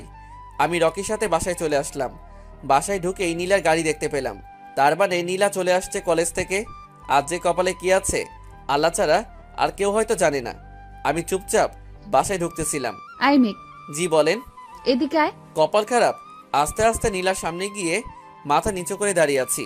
তা মেঘ সাহেব, আপনাকে বলছিলাম না কলেজে কারোর সাথে মিশবেন না? কি হলো, কথা বলছেন না কেন আপনি? ওই ফকিনের বাচ্চা, মুখে কি লাগিয়েছিস? কথা বলছিস না কেন? আপনাকে এর আগেও বলছিলাম যা ইচ্ছে হয় আমাকে বলবেন, তবুও আমার আব্বুকে না। কোনো দোষ করে থাকলে আমি করছি, আমার আব্বু তো কোনো দোষ করেনি, তাহলে তাকে কেন বকা দিলেন? ওরে বাবা, ফকিরের মুখে কথা ফুটছে এবার। তাহলে তোকে বারবার বারণ করছি না কারোর সাথে মিশবি না? আমি মিশলে আপনার সমস্যা কি? আমি তোকে উত্তর দিতে বাধ্য নই। আমি আর কথা না বাড়িয়ে চুপচাপ চলে আসলাম। আমি ওইখানে যদি থাকতাম তাহলে হয়তো আরো কথা শোনাতো, তাই চুপচাপ চলে আসলাম। কথা বললেই কথা বাড়বে। আমি রুমে এসে ফ্রেশ হয়ে নিচে খেতে আসলাম। চুপচাপ খাওয়া শুরু করে দিলাম। একটু পরে নীলাও আসলো খেতে, তাই আমি খাওয়া শেষ করে উঠতে যাব, ঠিক তখনই আই, একটু আমার রুমে আসিস তো বিকেল 4টার দিকে। আচ্ছা। আমি চলে আসলাম। আমার রুমে এসে বই খুলে পড়তে শুরু করলাম। কয়দিন পর থেকে পরীক্ষা, একটু বেশি করে পড়তে হবে এখন। একটু পরে আমার ফোনটা বেজে উঠলো। ফোনের স্ক্রিনে তাকিয়ে দেখলাম অচেনা নাম্বার, তাই ফোনটা রিসিভ করে সালাম দিলাম। ওই পাশ থেকে একটা মেয়ে সালাম গ্রহণ করলো। আপনাকে তো ঠিক চিনলাম না। আরে মেঘ, আমি রিয়া। ও রিয়া, তুমি আমার নাম্বার কই পেলে? রকির কাছ থেকে নিয়েছি। রকি দিয়েছে আমার নাম্বার? কেন? দিতে বারণ করেছিলে বুঝি? আরে না, বারণ করব কেন? তাহলে এমন ভাবে বললে কেন? একটু কথা বলতেই নীলার ডাক কানে আসলো। আচ্ছা রিয়া, বাই। নীলা ডাকছে, পরে কথা বলবো। আয় নীলা, আর নীলা। কল কেটে দিয়ে নীলার রুমে আসলাম। আসতে পারি? আয়। তোকে কতক্ষণ থেকে ডাকছি, আর তোর কানে কেবল ডাক ঢুকলো? আসলে আসলে কি? না, কিছু না। খুব বার বেড়ে যাচ্ছিস তাই না? আই যা, রেডি হয়ে গাড়ি বের কর। কোথায় যাবেন? তোকে কি এখন বলতে হবে আমায় যে কোথায় যাব? সরি। তোকে এত অপমান করি, তারপরও তোর একটু শিক্ষা হয় না। আসলে ছোট লোকেরা বুঝি এমনই হয়। আমি কথা না বাড়িয়ে চলে আসলাম ওইখান থেকে, মানে নীলার কাছ থেকে। আর কি, কথা বললেই বেশি হতো, তাই চুপচাপ চলে আসলাম। গরিব হয়ে জন্ম নিয়েছি, তাই আজ কথায় কথায় অপমান সহ্য করতে হয়। গাড়ি বের করে গেটে দাঁড়িয়ে আছি। একটু পরে নীলা আসলো। এই প্রথম আমার দেখা নীলা শাড়ি পরছে। অসম্ভব সুন্দর লাগছে। নীল শাড়ি, ম্যাচিং ব্লাউজ, চোখ ফেরাতেই পারছি না। কি রে ছোট লোক, এমন ভাবে তাকিয়ে কি দেখছিস? আরে ধরা পড়ে গেলাম তো। কই, কিছু না তো। ছোট লোকের মতো এভাবে তাকিয়ে না থেকে গাড়িতে ওঠ। আমি গাড়িতে উঠে গাড়ি স্টার্ট করলাম। নীলা পিছনে বসলো। কই যাবেন? সামনে গিয়ে বামে ঘুরিয়ে সোজা চালা। আচ্ছা। 46 মিনিট গাড়ি চলার পরে এই, ওই বাসাটার সামনে গাড়ি দাঁড় করাবি। আচ্ছা। আমি গাড়ি দাঁড় করালাম যথাস্থানে। তুই গাড়ি পার্কিং করে ভিতরে আয়, আমি যাচ্ছি। আচ্ছা। নীলা ভিতরে চলে গেল। আমি গাড়িটা এক সাইডে পার্কিং করে ভিতরে আসলাম। বাড়ির ভিতরটা অনেক সুন্দর করে সাজানো দেখে মনে হচ্ছে কারো জন্মদিনের অনুষ্ঠান হবে। অনেক মানুষের ভিড়ে নীলাকে কোথাও দেখতে পাচ্ছি না তো। কই খুঁজবো এখন? পড়লাম এক বিপাকে। অনেক খোঁজার পরে দেখা মিলল নীলপরীর। এখানে সবাই কত সুন্দর ড্রেস আপে আসছে, আর আমি থাক আর বললাম না। নীলা আমাকে ইশারায় ডাকলো তাদের কাছে। আমি গেলাম নীলার পাশে। কি রে নীলা, এটাই তোর ড্রাইভার? রে দোস্ত। দেখতে তো অনেক কিউট, কিন্তু একটু গেও। সবাই হেসে উঠলো। আচ্ছা বাদ দে দোস্ত, চল কেক কাট, সময় হয়ে আসছে। কেক কাটা শেষ করে সবাই সবাইকে কেক খাইয়ে দিচ্ছে। আমাকেও একটা লোক এক টুকরো কেক দিয়ে গেল। নীলা সবাইকে উদ্দেশ্য করে বলল, হ্যালো গাইস, সবাই এদিকে আসেন। আজ আমার একমাত্র বান্ধবী রূপার জন্মদিন উপলক্ষে সবাইকে গান গেয়ে শোনাবে মিস্টার মেক। সবাই হাততালি দিতে শুরু করলো। আমি তো শুনেই পুরা থ হয়ে গেলাম। আমি নীলার কাছে গেলাম। এইটা কি হলো? কি আবার হবে, যা সবাইকে গান গেয়ে শোনা। আমি তো গান পারি না। সেটা তুই পারিস আর না পারিস, স্টেজে গিয়ে সরি বল সবাইকে, যা। আমাকে অপমান করার জন্য অনেক সুন্দর করে বুদ্ধি করেছে সবাই মিলে। কি আর করার, আমি স্টেজে উঠলাম। সবাই আমাকে দেখে হাসাহাসি শুরু করে দিল। এটাই স্বাভাবিক। আমি যে ড্রেসে আছি সবার হাসাটাই স্বাভাবিক। আমি মাইক্রোফোনটা হাতে নিয়ে ভাবতে লাগলাম কি গান গাইবো।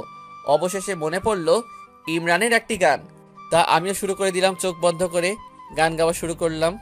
ও আমার বন্ধু গো, চিরসাথী পথ চলা, তোমারই জন্য গড়েছি আমি মঞ্জিল ভালোবাসা। গান শেষ হওয়া মাত্র সবাই হাততালি দিতে শুরু করলো। আরও একটা গান গাওয়ার জন্য রিকোয়েস্ট করলো সবাই, তাই আরও একটা গান গাইলাম। গান গাওয়া শেষ করে স্টেজ থেকে নামতেই সবাই আমাকে ঘিরে ধরে বলতে লাগলো আমি কোনো শিল্পী নাকি। একটু পরে রূপাও আসলো। ধন্যবাদ মেঘ, কেন? এত সুন্দর দুইটা গান উপহার দেওয়ার জন্য। আরে তার জন্য আবার ধন্যবাদ দিতে হবে নাকি? এক এক করে আরো অনেকগুলো মেয়ে আসলো ধন্যবাদ দেওয়ার জন্য। কই থেকে যেন নীলা আমার কাছে এসে এক টানে বাইরে নিয়ে আসলো। কি রে, মেয়ে দেখলেই কথা বলতে আর ভাব জমাতে মন চায় তাই না, ফকিরের বাচ্চা? আমি তো কথা বলতে চাইনি, তারাই তো আসতেছিল। হয়েছে, আমার সামনে ভাব নিস না। আমি আবার কি ভাব নিলাম? গাড়ি নিয়ে আয়, বাসায় যাব। অনুষ্ঠান তো শেষ হয়নি এখনো। আমি বলছি না বাসায় যাব। আচ্ছা, নিয়ে আসতেছি। মেয়েদের মন বোঝা সত্যি অনেক কঠিন। গিরগিটির মতো রং বদলায়। গাড়ি নিয়ে চলে আসলাম নীলার কাছে। তারপরে নীলাকে নিয়ে বাসায় চলে আসলাম। রাত 8টায় বই খুলে বসে আছি আমার রুমে। একটু পরে রিয়ার ফোন আসলো। এই যে মিস্টার মেঘ, কি করা হচ্ছে এখন? পড়তে বসছি। তুমি? তাহলে ডিস্টার্ব করলাম বুঝি, সরি। আরে ডিস্টার্ব হবে কেন, আমরা বন্ধুই তো নাকি। আচ্ছা, কালকে তুমি কি ফ্রি থাকবে? কাল না আসলে তো বলতে পারবো না। ও, তা ডিনার করছো? না তুমি। করে আসলাম। এইভাবে প্রায় ৪৫ মিনিট কথা বলার পরে রিয়া ফোনটা রাখলো। পারেও বটে মেয়েরা এত ফোনে কথা বলতে। আমি ফোন রেখে নিচে আসলাম। ডিনার করে আবার নিজের রুমের দিকে যেতে লাগলাম। পিছন থেকে আই মেঘ। জি বলেন। কিছু না, যা। আবার হাঁটা শুরু করে দিলাম। আমার রুমে এসে একটু পরে ঘুমিয়ে পড়লাম। পরের দিন ফজরের সময় উঠে নামাজ পড়ে একটু ছাদে আসলাম। ঠান্ডার সময় সকালের রোদ গায়ে মাখার মজাই আলাদা। একটু পরে নিচে আসলাম, নাস্তা করলাম একসাথেই, মানে নীলার সাথেই। আমি নাস্তা করে উঠে আসবো তখনই নীলা থামিয়ে দিল। আই বাজারে যা, আর বাজার করে নিয়ে আয় তো। আচ্ছা। এই টাকা আর লিস্ট নে। নীলার হাত থেকে লিস্ট আর টাকাগুলো নিয়ে বাজারে যাওয়ার উদ্দেশ্যে বেরিয়ে পড়লাম। বাজার করছি এমন সময় রকির ফোন। রকি বল। কই আছিস? আমি তো কাঁচা বাজারে আছি। বাজার করতে গিয়েছিস? আচ্ছা শোন, বাসায় বাজার দিয়ে আমাকে একটু ফোন দিস, তোকে নিয়ে এক জায়গায় যাব। না বন্ধু, নীলা জানতে পারলে অনেক বকবে রে। আমি নীলাকে বলবানি, তুই তাড়াতাড়ি বাজার কর। আচ্ছা। রকি ফোন কেটে দিল। আমি বাজার করা শেষ করে বাসায় নিয়ে আসলাম। বাসায় না আসতেই নীলার ডাক, তাই নীলার কাছে গেলাম। কই যাবি রে তোরা? আমি জানি না। যাবে, যা, তাড়াতাড়ি বাসায় আসবি। আচ্ছা। মনে হয় রকি নীলাকে বলছে আমাকে যাওয়ার অনুমতি দিতে। বড় লোকরা তো বড় লোকদের কথা শুনবেই। আমি বাসার বাইরে এসে রকিকে ফোন দিলাম। কই? তুই কই? বাসার নিচে দাঁড়িয়ে আছি। আচ্ছা দাঁড়া, 2 মিনিট আসতেছি। আমি দাঁড়িয়ে রইলাম। কয়েক মিনিট পরে রকি চলে আসলো। কিরে কই যাবি? আর এত সাজুগুজু কেন? বিয়ে করতে। মানে? বাইকে ওঠ, সব খুলে বলছি। আচ্ছা নে, উঠলাম। এখন বল। আসলে রুবির সাথে আমার কয়েক বছরের সম্পর্ক। হঠাৎ করে এখন রুবির মাথায় বিয়ে করার ভূত চেপে বসেছে। তো তুই বাসায় বল। আরে না, বাসায় এখন বলা যাবে না। কেন? সমস্যা আছে। তো এখন কি করতে চাচ্ছিস? আর কই যাচ্ছি এখন আমরা? বিয়ে করতে কাজী অফিস যাচ্ছি। তোর মাথা ঠিক আছে? মা বাবাকে না বলে বিয়ে করা ঠিক না দোস্ত। জানি, কিন্তু আমাদের 3 বছরের সম্পর্ক, আর রুবিকে না পেলে আমি বাঁচবো না রে। আচ্ছা, যা ভালো মনে করিস। আচ্ছা, তুই যে সম্পর্ক করিস আগে বললি না কেন আমায়? না বলার জন্য সরি দোস্ত, রাগ করিস না। কাজী অফিস কত দূর? এই তো সামনে। কাজী অফিস চলে আসলাম। রুবি কই মানে? ভাবি কই? ওই যে রিয়ার সাথে দাঁড়িয়ে আছে। বাহ, রিয়াও জড়িত এই ব্যাপারে? রিয়া রুবির হয়ে স্বাক্ষর করবে, আর তুই আমার হয়ে। বন্ধু, বুদ্ধিটা কতদিন থেকে করছিস? মাত্র কয়েক ঘন্টায় আগেই করছি। বাহ, তোর মাথায় তো অনেক ভালো বুদ্ধি আছে। প্রশংসা করছিস নাকি অপমান করছিস বুঝলাম না। কিরে, তোরা কি নিয়ে কথা বলছিস? কিছু না। রুবি আমাকে সালাম দিল, আমিও সালাম গ্রহণ করলাম। দেখতে অনেক সুন্দর, ঠিক নীলার মতোই। আচ্ছা, বাইরে গল্প করে সময় নষ্ট না করে চল ভেতরে, কাজটা সেরে আসি। চল। সবাই ভিতরে কাজীর কাছে আসলাম। তাদের বিয়ে পড়ানোর কাজ শেষ করলাম। এখন থেকে তারা স্বামী স্ত্রী। এই যে ভাইয়া রকি, বাইক নিয়ে আসছো তো বউকে ঘুরাবে? আমরা এখন কি করব? তোরাই ভালো জানিস। বউ পেয়ে কি বন্ধুকে ভুলে যাচ্ছিস? আরে না, মজা করলাম একটু। তা আজকে আমাদের খাওয়াবে কে, ভাই না ভাবি? চলো আপু, তোমাদের আজ আমিই খাওয়াবো। দেখছিস আমার বউয়ের মন কত বড়। দেখছি তো। তোর সাথে আমাকেও জায়গা দিবে। আমার কথা শুনে সবাই হাসাহাসি শুরু করলো। আচ্ছা, তোরা মজা কর, আমি বাসায় যাই রে। কি বলেন ভাইয়া, এখনই চলে যাবেন? ভাবি, না গেলে আমার কপালে শনি নাচবে। তাহলে আমিও মেঘের সাথে যাই। তোরা নতুন স্বামী স্ত্রী একটু ঘোরাঘুরি কর, অন্য একদিন ট্রিটটা নিয়ে নিব। নব দম্পতিকে বিদায় দিয়ে আমি আর রিয়া বাসার উদ্দেশ্যে একটা সিএনজিতে উঠলাম। দুজন 2 সিটে বসছিলাম, কিন্তু রিয়া আমার পাশে এসে বসলো। তা মেঘ, এরকম কোনো পরিকল্পনা আছে নাকি? কিরকম? এই যে পালিয়ে বিয়ে করা। না, মা বাবার সম্মতি ছাড়া আমি কিছুই করি না, আর করবো না কোনোদিন। এইভাবে আরো অনেক কথা বলতে বলতে আমার বাসার সামনে চলে আসলাম। আসলে আমার না, নীলার বাসার সামনে আর কি। রিয়াকে বিদায় দিয়ে আমি বাসায় ঢুকে পড়লাম। আই, সিএনজিতে মেয়েটা কে ছিল? এই রে, এটাও দেখে ফেলছে। কপালে সত্যি আজ শনি আছে। কিরে, চুপ করে আছিস কেন? আসলে কি আসলে বল। আসলে আমি ওই মেয়েটাকে চিনি না। একটা অচেনা মেয়ে তোকে তার পাশে তোর মতো একটা ফকিরের বাচ্চাকে বসতে দিল, তাই না? তুই বলবি আর আমি বিশ্বাস করব? বিশ্বাস করা বা না করা পুরোটাই আপনার ব্যাপার। আর আপনাকে বারবার বারণ করি, আমার বাবাকে নিয়ে কোনো গালি দিবেন না, কিন্তু আপনি আমার কথা শুনেনই না। আপনি নিজেকে কি মনে করেন? হ্যাঁ, সেদিন আমি যদি সময় মতো আপনার পাশে না যেতাম তাহলে আজ আপনাকে সবাই ছুঁড়ে ফেলতো ডাস্টবিনে। আপনারা বড় লোক, তাই বলে আপনাদের কাছে কি আমাদের জীবনের কোনো মূল্য নাই? তোর সাহস হয় কি করে? ছোট লোকের বাচ্চা, আমার বাড়িতে আছিস, আমার খাচ্ছিস, আর আমাকে এই কথা শোনাস? তার জন্য এতদিন সব সহ্য করছি। ছোট লোকের বাচ্চার আবার বড় গলা। মুখ সামলে কথা বলবেন। আমার বাবা ছোট লোক না, ছোট লোক আপনি। টাকা পয়সা থাকলেই বড় লোক হওয়া যায় না। বড় লোক হতে হলে মন থাকা লাগে, ভালো একটা মন, যার মাঝে কোনো অহংকার থাকবে না, যেটা আপনার নেই। তুই এই মুহূর্তে আমার বাসা থেকে বের হয়ে যা। তোর মতো ছোট লোকদের দয়া করে জায়গা দেওয়াটাই ভুল হয়েছে। চলে যাব, আর থাকবো না আপনার মতো অহংকারীর বাসায়। যা যা, ভাগ।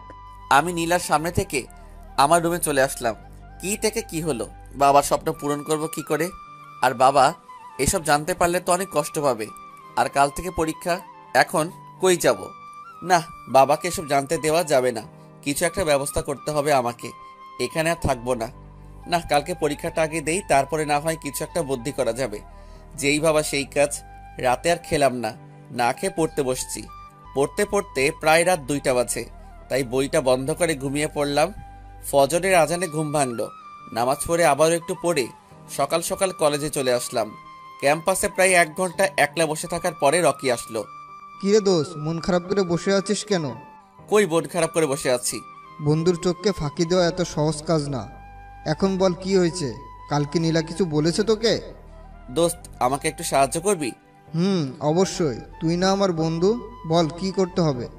আমি রাতের সব ঘটনা রকিকে খুলে বললাম। আরে এই নিয়ে চিন্তা করিস কেন? আমাদের বাসায় তুই থাকবি? না দোস্ত, এটা হয় না। তুই একটা রুম ভাড়া নিয়ে দে, তাহলেই হবে। আচ্ছা দাঁড়া, আমি দেখতেছি। তারপরে রকি যেন কাকে ফোন দিল, আর বাসাও ঠিক করে ফেললো। অন্যদিকে নীলা কলেজে আসার জন্য মেঘকে ডাকার জন্য মেঘের রুমে যেয়ে দেখলো মেঘ রুমে নাই। নীলার মাথা তো আরো গরম হয়ে গেল। একে তো রাতে মুখে মুখে তর্ক করছে, তার উপরে আবার আজ নিজেকে গাড়ি ড্রাইভ করে কলেজে যেতে হবে। মনে মনে 101টা গাল দিল মেঘকে নীলা। রেগে আগুন হয়ে নীলা গাড়ি নিয়ে গেটে আসতেই চোখ কপালে উঠে গেল। গেটে তার আব্বুকে দাঁড়িয়ে থাকতে দেখে নীলা গাড়ি থেকে বের হয়ে আব্বুর কাছে গেল। আব্বু কখন আসলে? একটা ফোন দিলে না কেন? নিয়ে যেতাম। হঠাৎ করেই কাজ শেষ হয়ে গেল মা, তাই হঠাৎ করেই চলে আসলাম। আচ্ছা, তুমি বাসায় গিয়ে রেস্ট নাও, আমি কলেজে যাব। আজ থেকে পরীক্ষা শুরু। ও, মেঘ বাবাকে দেখছি না, কই ও? মেঘের কথা আর বলো না, আমি কলেজ থেকে এসে সব বলবো। এখন বাই, আমি যাই, আমার দেরি হয়ে যাচ্ছে আব্বু। আচ্ছা, দেখে শুনে যাস মা। তারপরে নীলাও গাড়ি নিয়ে কলেজে আসলো। পরীক্ষা শুরু হতে কয়েক মিনিট আছে মাত্র, তাই নীলা হলরুমে চলে আসলো। নীলার সিট সামনেই ছিল। তারপরে রকি, রিয়া, 4 নম্বর আমি। স্যার প্রশ্নপত্র দিল। সবাইকে সবার যে যার মতো করে লেখা নিয়ে ব্যস্ত হয়ে পড়ল। আমিও লেখা শুরু করে দিলাম। পরীক্ষা দিয়ে সবাই হলরুম থেকে বের হলাম একসাথে। নীলাও ছিল। নীলা শুধু আমার দিকে একবার তাকিয়ে রহস্যময় একটা হাসি দিয়ে গাড়ি নিয়ে বাসায় চলে গেল। বুঝলাম না নীলার এই রহস্যময় হাসির মানে। এটা কি রহস্য বহন করছে? এই মেঘ শোনো। কি বলো? রকি আমাকে সব বলছে, তুমি চাইলে আমাদের বাসায় থাকতে পারো। ধন্যবাদ। আমার বাসা ঠিক করছে তো রকি? আচ্ছা, পরীক্ষা কেমন দিলা? ভালো। তুমি? মোটামুটি। রকি চলে আসলো। May God. আমি রিয়াকে বিদায় দিয়ে রকির সাথে বাসায় চলে আসলাম। বাসায় ঢুকে তো আমি পুরাই অবাক হয়ে গেলাম আঙ্কেলকে দেখে। আঙ্কেল আর নীলা আমার সামনে দাঁড়িয়ে আছে, মনে হচ্ছে আমার জন্যই অপেক্ষা করছে। আমি আঙ্কেলকে সালাম দিতে গেলাম, তখনই কি ব্যাপার আঙ্কেল, কেন আমাকে মারলো? মেঘ, আমার ভাবতেও অবাক লাগছে তুমি এত বাজে। আমি তোমাকে ভালো মনে করে আমার বাসায় থাকতে দিয়েছিলাম, আর তুমি ছি ছি। কি করছে আঙ্কেল, সেটা কি বলা যাবে?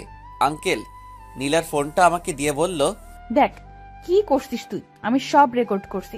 আমি ভিডিও দেখে পুরোই অবাক হয়ে গেলাম।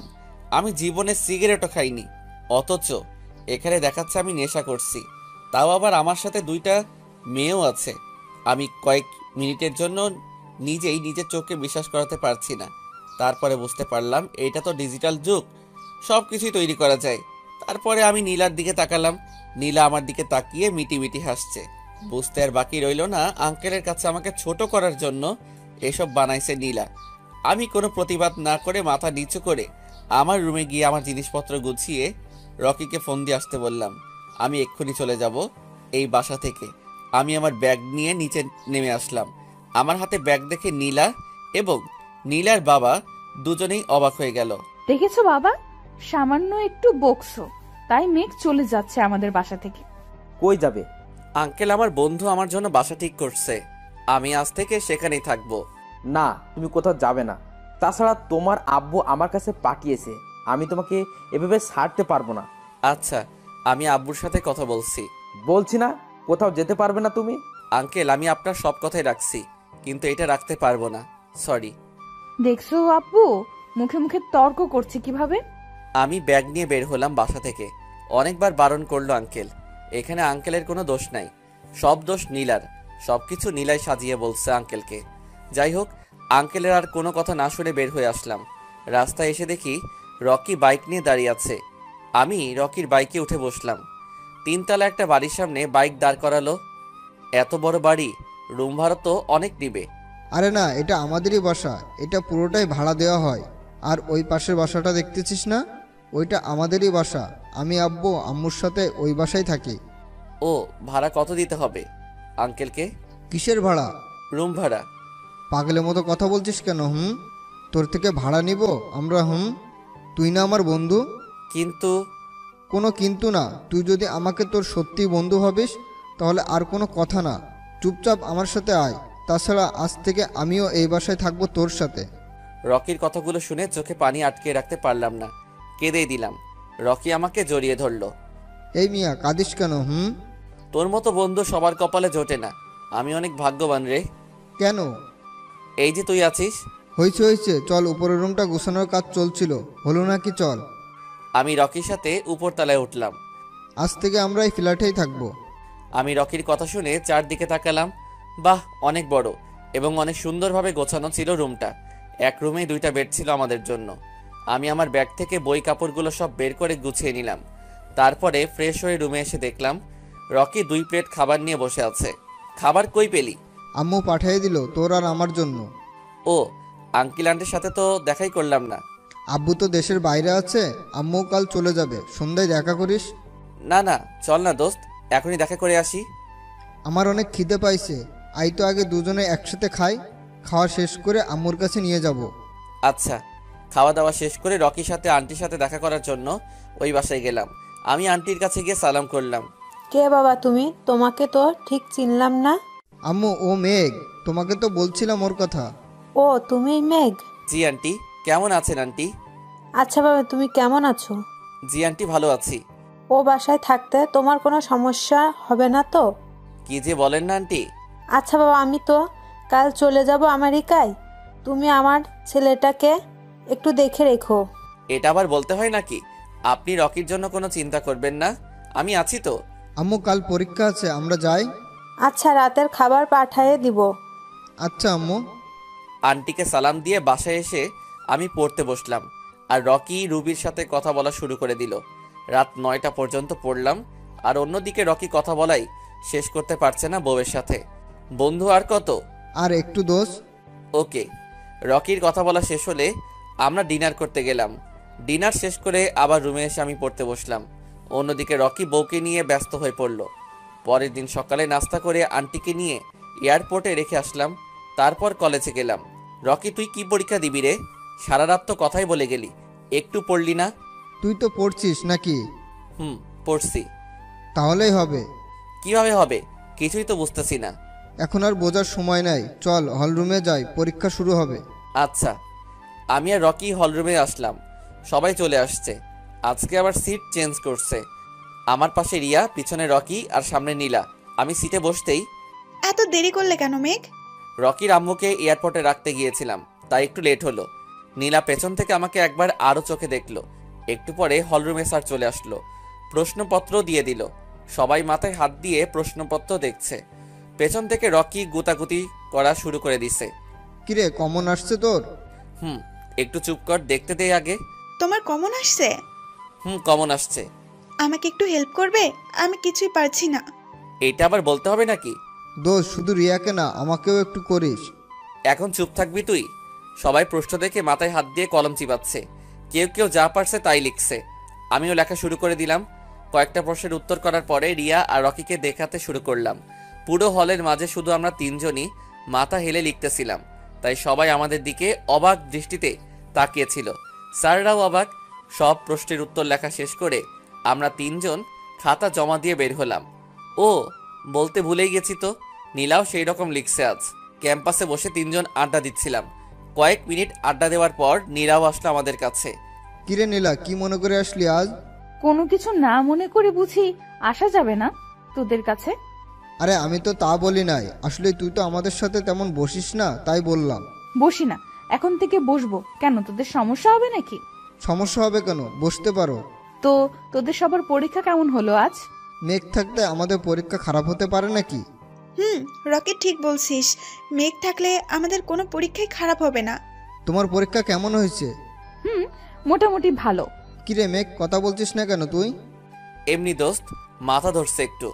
নীলা আমার দিকে কেমন জানি এক দৃষ্টিতে তাকালো একবার। রকি বাসায় যাব চল। দোস্ত আমার বাইকটা নিয়ে তুই যা, আমি একটু দেখা করে আসি। আচ্ছা। আমি রকির বাইকের চাবি নিয়ে উঠলাম। এই মেঘ, নামিয়ে দিবা বাসায়? আসো, সমস্যা নাই। নীলা আবার আমার দিকে তাকালো। আমি অবশ্য তাকাইনি, তারপরেও চোখে পড়লো। যাই হোক, আমি রিয়াকে নিয়ে চলে আসলাম। রিয়াকে রিয়ার বাসায় নামাতে গিয়ে পড়লাম এক বিপাকে। এই রিয়া নামো, তোমার বাসায় আসছি তো। নামবো না যদি তুমি আমার সাথে বাসায় না আসো। অন্য একদিন? না, আজ এবং এক্ষুনি, না হলে আমি তোমার বাসায় যাব তোমার সাথে। কি আর করার, বাধ্য হয়ে রিয়ার সাথে তাদের বাসায় ঢুকে আন্টি আঙ্কেলকে সালাম করলাম। তাদের সাথে বসে পরিচিত হয়ে একটু গল্প করছিলাম। এই রিয়া, তোর বন্ধুকে তোর রুমে নিয়ে যা, আমি নাস্তা দিচ্ছি। না আন্টি, আজ না, অন্য একদিন নাস্তা করব। এখন বাসায় যেতে হবে। এক্ষুনি বাসায় যাবে? তোমার আঙ্কেলকে বাজারে পাঠাইছি, এখনই চলে আসবে। রান্না করি আগে, তারপর খেয়ে তুমি বাসায় যাবে। না আন্টি, আজ না, অন্য একদিন। কোনো কথা হবে না।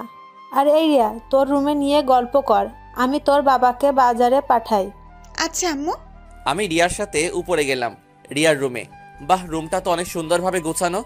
রিয়া, তোমার রুমটা তো অনেক সুন্দরভাবে গোছানো তো। তাই নাকি? আমি আর রিয়া গল্প করছিলাম। বিষয়টা অবশ্য লেখাপড়ায় ছিল। একটু পরে আন্টি নাস্তা দিয়ে গেল। এই মেঘ, সাথে যাবে? না, আমি বাসায় যাব। এখন যেতে পারলে যাও। ওকে। রুম থেকে বের হলে আম্মু তোমার খবর করবে। বুঝছি, কিন্তু রকি যদি বাসায় গিয়ে না দেখতে পারে আমাকে? তোমার কি মনে হয় রকি এক্ষুনি বাসায় ফিরবে? কচু ফিরবে, বিয়ে করছে তো, এখন বিয়ে করার আগে দেখা করলে কত সময় নিত। তা ঠিক বলছো, বউয়ের সাথে লুকিয়ে প্রেম। একটু পরে আন্টি আমাদের খাওয়ার জন্য নিচে রাখতে লাগলো। রিয়ার সাথে নিচে নেমে আসলাম। সবার সাথে মানে আঙ্কেল আন্টি আর রিয়ার সাথে দুপুরের খাবার খেলাম। খাওয়া দাওয়া শেষ করে সবার কাছ থেকে বিদায় নিয়ে চলে আসলাম বাসায়। বাসায় এসে একটু না, অনেকটাই অবাক হলাম। কেননা বাসায় থাকার কথা ছিল একজন, মানে রকির, কিন্তু সাথে নীলা ও রুবিকেও দেখতে পাই। কিরে, তুই কই ছিলি এতক্ষণ? রিয়ার বাসায়। ওখানে কেন? পরে বলবো দোস্ত, এইদিকে আসবি? বল, কি বলবি? রুবি, নীলা এরা কেন এই বাসায়? রুবিকে আমি নিয়ে আসছি। আর নীলা? নীলা আসছে তোকে সরি বলার জন্য। আমাকে সরি বলবে কেন? আমাকে সব বলেছে নীলা। ও ওর নিজের ভুল নাকি বুঝতে পেরেছে, তাই তোকে সরি বলতে আসছে। আসলে কলেজে সরি বলতো, কিন্তু তোর সাথে কথা বলতে নাকি সাহস পাইনি।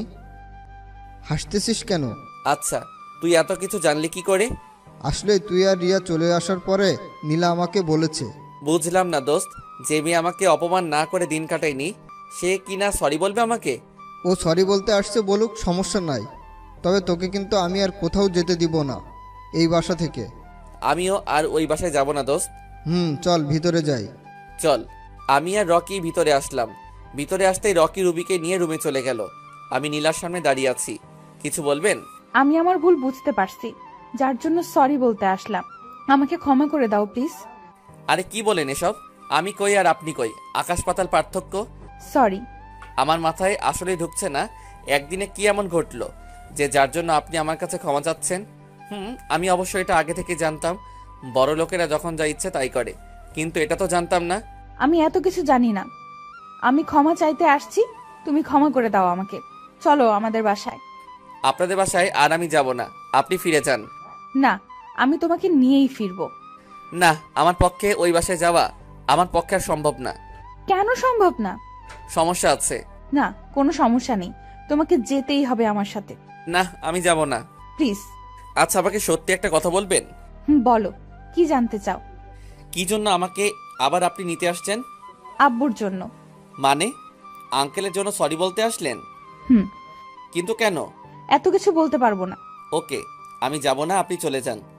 নীলা অনেক জোরাজোরি করলো, কিন্তু কিছুতেই আমাকে আর নিয়ে যেতে পারবে না, কেননা আপনারা তো জানেন কিভাবে ছিলাম ওইখানে। তাহলে তুমি যাবেই না? না, সরি। নীলা আর কিছু না বলে রাগে ফুঁসতে ফুঁসতে চলে গেল। আমি রুমে গিয়ে ফ্রেশ হয়ে শুয়ে আছি। একটু পরে আমার ফোনটা বেজে উঠল। আমি ফোনটা হাতে নিয়ে দেখি আঙ্কেল মানে নীলার আব্বু কল করেছে। আমি কলটা রিসিভ করে সালাম দিলাম।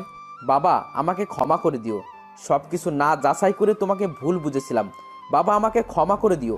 আমি ভাবতেও পারছি না আমার মেয়ে তোমার সাথে এমনটা করছে। কি যে বলেন না, বাবা কোনোদিন ছেলের কাছে ক্ষমা চায় নাকি? আমি কিছু মনে করি নাই আঙ্কেল। তাহলে তুমি নীলার সাথে আসলে না কেন? আসলে রকির বাসায় কেউ নাই, আঙ্কেল আন্টি সবাই বাইরে, তাই রকি চাচ্ছে তার সাথেই থাকি। আচ্ছা বাবা, তোমার কোনো সমস্যা হলে আমাকে বলো। আচ্ছা আঙ্কেল, আপনি জানতে পারলেন কিভাবে এসব? তুমি চলে যাওয়ার পরে রাতে নীলা ফোনে কার সাথে যেন হেসে হেসে কথা বলছিল তোমাকে নিয়ে। আমি নীলার রুমের পাশে দিয়েই যাচ্ছিলাম, তাই শুনতে পাই তোমার সাথে এতদিন কি কি করছে। ও আচ্ছা আঙ্কেল, আপনি আব্বুকে বলবেন না যে আমি আপনার বাসা থেকে কেন আসছি? যদি জানতে পারে তাহলে অনেক কষ্ট পাবে। আচ্ছা বাবা, ভালোভাবে তুমি থেকো। ফোন কেটে দিল। আচ্ছা, রকি আর রুবি কোথায় গেল? সেই যে উঠে আসলো তখন, তারপর থেকে তো দেখাই নেই আর তাদের। নতুন বউকে বাসায় নিয়ে আসছে, বুঝতেই তো পারছেন কি করতে পারে এখন। তাই আমি আর খোঁজার চেষ্টা না করে পড়তে বসলাম। প্রায় 2 ঘন্টা মানে সন্ধ্যা 6টার দিকে রকি রুমে আসলো। দোস্ত, চাবিটাতে রুবিকে ওর বাসায় নামিয়ে দিয়ে আসি। নিচে টেবিলের উপর আছে। রকি চলে গেল। আমি একটু ছাদে যাওয়ার জন্য ফোনটা পকেটে নিয়ে সিঁড়ি বেয়ে ছাদে আসলাম। পকেট থেকে ফোনটা বের করে ভাবলাম অনেক দিন থেকে ফেসবুকে ঢোকা হয়নি, তাই একটু ফেসবুকে ঢুকলাম। ফেসবুকে ঢুকতেই দেখলাম একগুচ্ছ রিকোয়েস্ট আসছে, তাই সবার আইডিগুলো চেক করে যেটা ভালো লাগছিল সেইটা অ্যাকসেপ্ট করছি। হঠাৎ একটা আইডি চেক করতেই চোখ কপালে উঠে গেল। আইডিটা ছিল নীলার।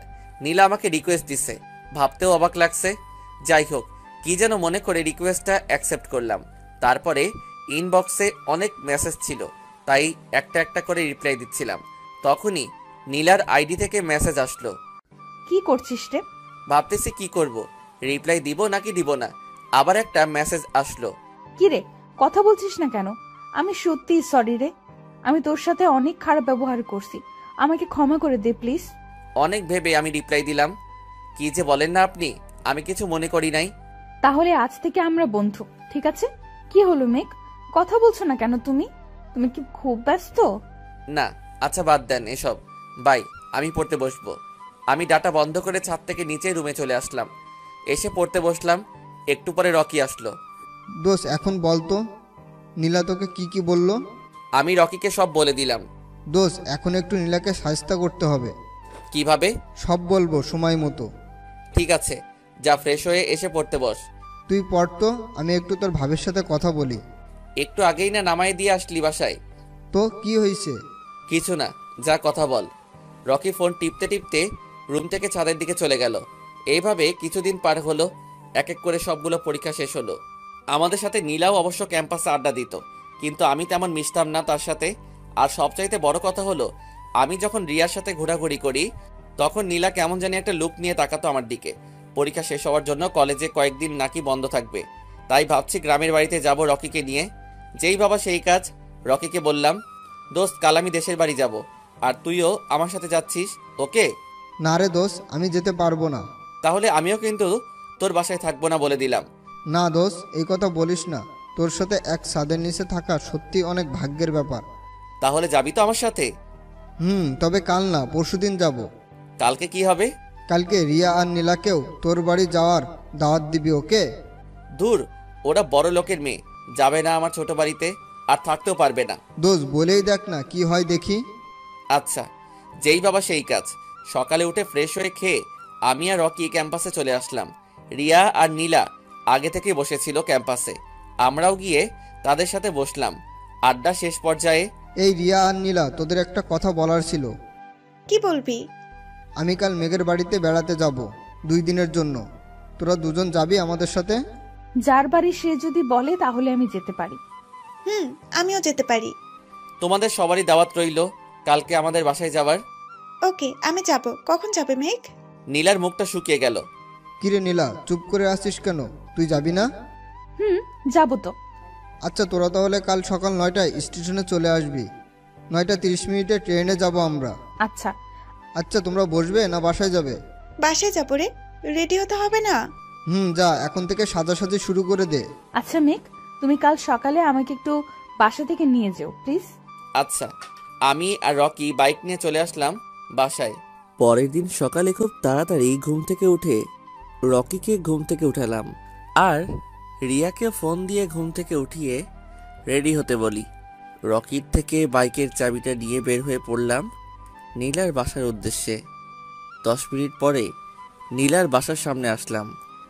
বাইক থেকে নেমে ভাবছি এত সকালে কি নীলা ঘুম থেকে উঠছে? ভিতরে যাব কি যাব না ভাবতে ভাবতে ভিতরে প্রবেশ করলাম। দরজার কলিং বেল চাপতেই আঙ্কেল দরজা খুলে দিল। আঙ্কেলকে দেখে মনে হচ্ছে আরো 1 ঘন্টা আগে ঘুম থেকে উঠছে। আঙ্কেলকে সালাম দিলাম। কেমন আছেন? এই তো দেখতেই পারছো। তুমি কেমন আছো বাবা? জি আঙ্কেল, ভালো। তা তোমরা কয়টা ট্রেনে যাচ্ছ? জি 9টার। নীলা কি আপনাকে সব বলছে? বাবা, শুধু বলেইনি, সেই ভোর 4টায় ঘুম থেকে জাগাতে হলো আজ ওকে। এত ভোরে না উঠলেও তো হতো। বাবা, আমি তাই বলেছিলাম। যাই হোক বাবা, তুমি বসো, নাস্তা করে যাও। না আঙ্কেল, আমাকে আবার বাসায় গিয়ে রেডি হতে হবে। একটু নাস্তা করে যাবে তো? না আঙ্কেল, নীলাকে একটু ডেকে দেন। আচ্ছা, তুমি বসে চা খাও, আমি নীলাকে ডাকছি। কি আর করার, আমি সোফায় বসে হাতে 1 কাপ চা নিলাম। নীলা মামনি, মেঘ আসছে, তাড়াতাড়ি নিচে আয়। আব্বু, মেঘকে 1 মিনিট বসতে বলো, আমার হয়ে গিয়েছে, আমি আসছি। কি আর করার, 5 মিনিট ধরে আঙ্কেলের সাথে বসে গল্প করছি, কিন্তু মহারানীর আসার নাম নাই। বলল 1 মিনিট বসতে। পাক্কা 10 মিনিট পরে সিঁড়ি বয়ে একটি নীল পরি নামছে। আমি তো চোখ ফেরাতেই পারছি না। সত্যি একটা অহংকারী মেয়েকেও যে এত কিউট লাগতে পারে নীল শাড়িতে, সে আপনারা না দেখলে বিশ্বাস করবেন না। কি হলো, এভাবে তাকিয়ে কি দেখছো? কই কিছু না তো। তাই? আপনাদের সাথে গল্প করতে গিয়ে ধরা পড়লাম। একটু বলবেন না যে নীলা কাছে আসছে? যাই হোক, যা হবার তাই হলো। এখন গল্পে আসি। নীলা আর আমি আঙ্কেলের কাছ থেকে বিদায় নিয়ে বাইরে চলে আসলাম। আপনি এখানে দাঁড়ান, আমি একটা রিক্সা ডেকে আনছি। না, আমি রিকশায় যাব না। আচ্ছা, সিএনজি ডাকি তাহলে? না, আমি কোনো কিছুতেই যাব না। আমি তোমার সাথে তোমার বাইকে চেপে যাব। নীলার কথা শুনে কি শুধু আমি অবাক হলাম, নাকি আপনারাও কেউ হয়েছেন? আমি তো... থাক না, এসব আর বলে আমাকে কষ্ট দিও না মেঘ। সত্যি আমি লজ্জিত। তোমার সাথে ওইরকম ব্যবহার করা আমার ঠিক হয়নি। আমি বাইক স্টার্ট করে নীলার সামনে নিয়ে আসলাম। নীলাকে দেখে মনে হচ্ছে অনেক খুশি হয়েছে। ঝপাট করে বাইকে উঠল। এত জোরে কেউ বাইকে ওঠে? ও সরি।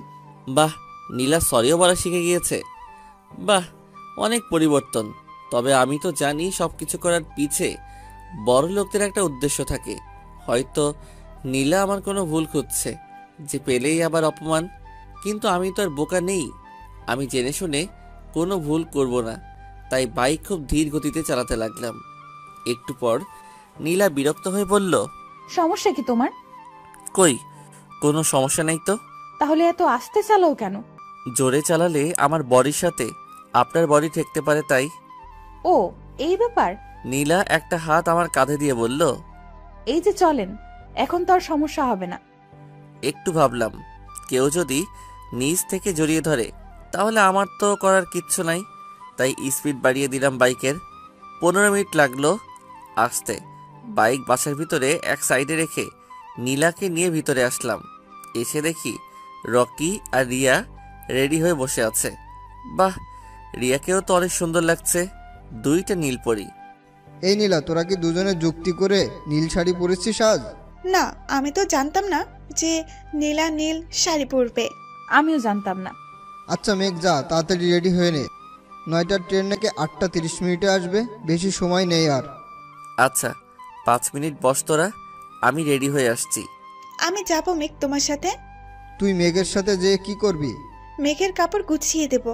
না রিয়া, তোমায় আসতে হবে না, আমি সব কিছু রাতেই প্যাক করে রাখছি। ও তাহলে তো ভালোই। একটা জিনিস তো বলতে ভুলে গেছিলাম, যখন রিয়া আমার সাথে আসতে চাইলো তখন নীলা সেই রকম একটা রাগী লোক নিয়ে রিয়ার দিকে তাকাইছিল। রিয়া আমার দিকে তাকিয়ে থাকার জন্য বুঝতে পারে নাই ব্যাপারটা। যাই হোক, আমি রেডি হয়ে আসি, বেশি সময় নেই। আমার রেডি হতে বেশি সময় লাগে না, একে তো গরিব, পরার মতো কিছু নেই, আর আপনারা তো জানেনই ছেলেরা বেশি সাজে না, এমনিতেই হিরো। আমি রেডি হয়ে নিচে চলে আসলাম ব্যাগ নিয়ে। তাহলে এখন রওনা দেওয়া যাক, দিনাজপুরে নাকি? মেঘ দাও ব্যাগটা, আমি নিচ্ছি। না, আমি নিতে পারবো, সমস্যা নাই। আমরা চারজন, আমি, নীলা, রকি, রিয়া বের হয়ে পড়লাম রেল স্টেশনের দিকে। 5 মিনিটের রাস্তা, তাই হেঁটে চলে আসলাম স্টেশনে। আচ্ছা দোস্ত, আমি না রুবি ভাবিকে অনেক মিস করছি। রিয়া ঠিক বলছো, রুবি থাকলে ভালোই হতো। আসলেই তো, আমি তো এমনভাবে ভেবে দেখি নাই।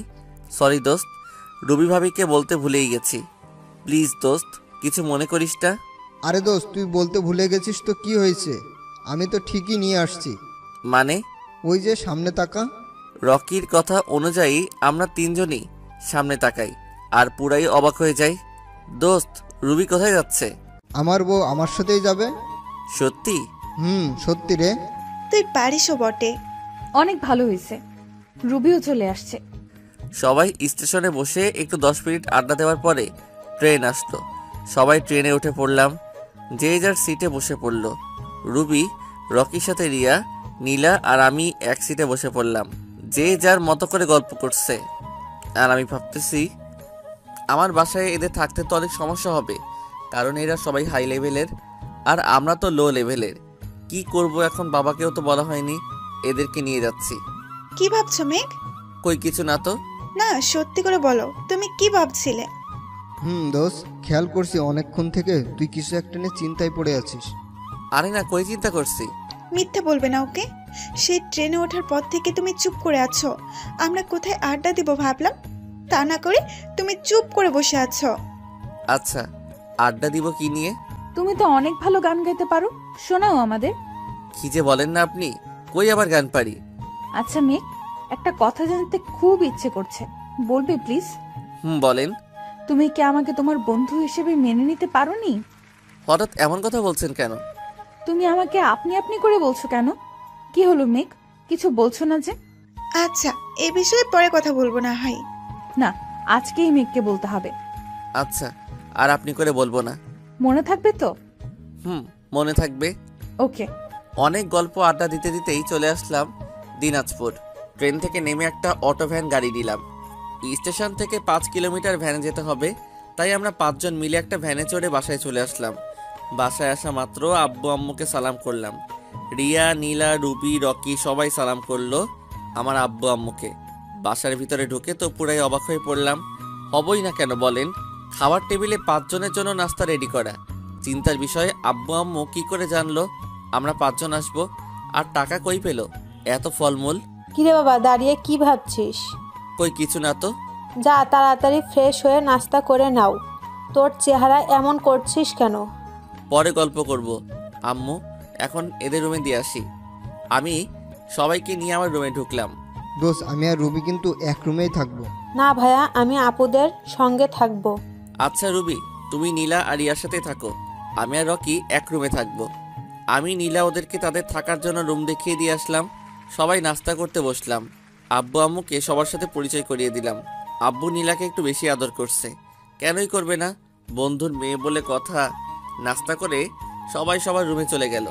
আমি বসেছিলাম টেবিলে। আচ্ছা আম্মু, তোমাদের কোনো সমস্যা হচ্ছে না তো? ধুর পাগল, সমস্যা হবে কেন? আর তুই তো 5,000 টাকা পাঠাই দিছিস, ওই টাকা থেকে খরচ করেছে তো তোর আব্বু। আমি কখন টাকা দিলাম? কি বললি? কই না তো। আচ্ছা, লেখাপড়া কেমন চলছে? ভালোই। আব্বু কই গেল? বাজারে গেল। আচ্ছা বাবা, তোর ওই বাসায় থাকতে কোনো সমস্যা হচ্ছে না তো? এখন আম্মুকে সত্যিটা বলে দিব না পরে বলবো? কি ভাবছিস? কই কিছু না তো। আচ্ছা যা বন্ধুদের কাছে যা, আমি রান্নাঘরে যাই। কই থেকে যেন নীলা আর রিয়া চলে আসলো আম্মুর কাছে, এসে গল্প শুরু করে দিল। তারপরে আম্মুর সাথে রান্নার কাজে দুজনে সাহায্য করতে লাগলো। দেখতে ভালোই লাগছিল। আমি আমার রুমে চলে আসলাম। এসে গভীর ভাবনায় প্রবেশ করলাম। আমি তো বাসায় 1 টাকাও দেইনি, তাহলে 50,000 টাকা কে দিল আমার নাম করে? আর কে বলছিল যে আমরা 5 জন আসতেছি? আচ্ছা, রকি করে নাই তো এসব? না, রকি কি করে করবে? ও তো আমার বাসার ঠিকানা জানতোই না। রিয়াও তো আমার বাসার ঠিকানা জানে না। তাহলে কি নীলা করছে এসব? একমাত্র নীলা ছাড়া আমার বাড়ির ঠিকানা কেউ জানতো না। আচ্ছা, নীলা যদি এসব করেও থাকে তাহলে কেনই বা করছে? ও তো গরিবদের দেখতেই পেত না, তাহলে কেন এমনটা করছে? ধুর, এত চিন্তা করতে পারতেছি না। আর সত্যি বড়লোকরা বিভিন্ন রঙের হয়ে থাকে, এক এক সময় এক এক রং ধারণ করে। কিন্তু ভয় হচ্ছে এটা ভেবে বড়লোকরা স্বার্থ ছাড়া তো কিছুই করে না। তাহলে সত্যি যদি নীলা এসব করে থাকে তাহলে অবশ্যই স্বার্থ আছে। সে কিসের জন্য এমনটা করছে নীলা?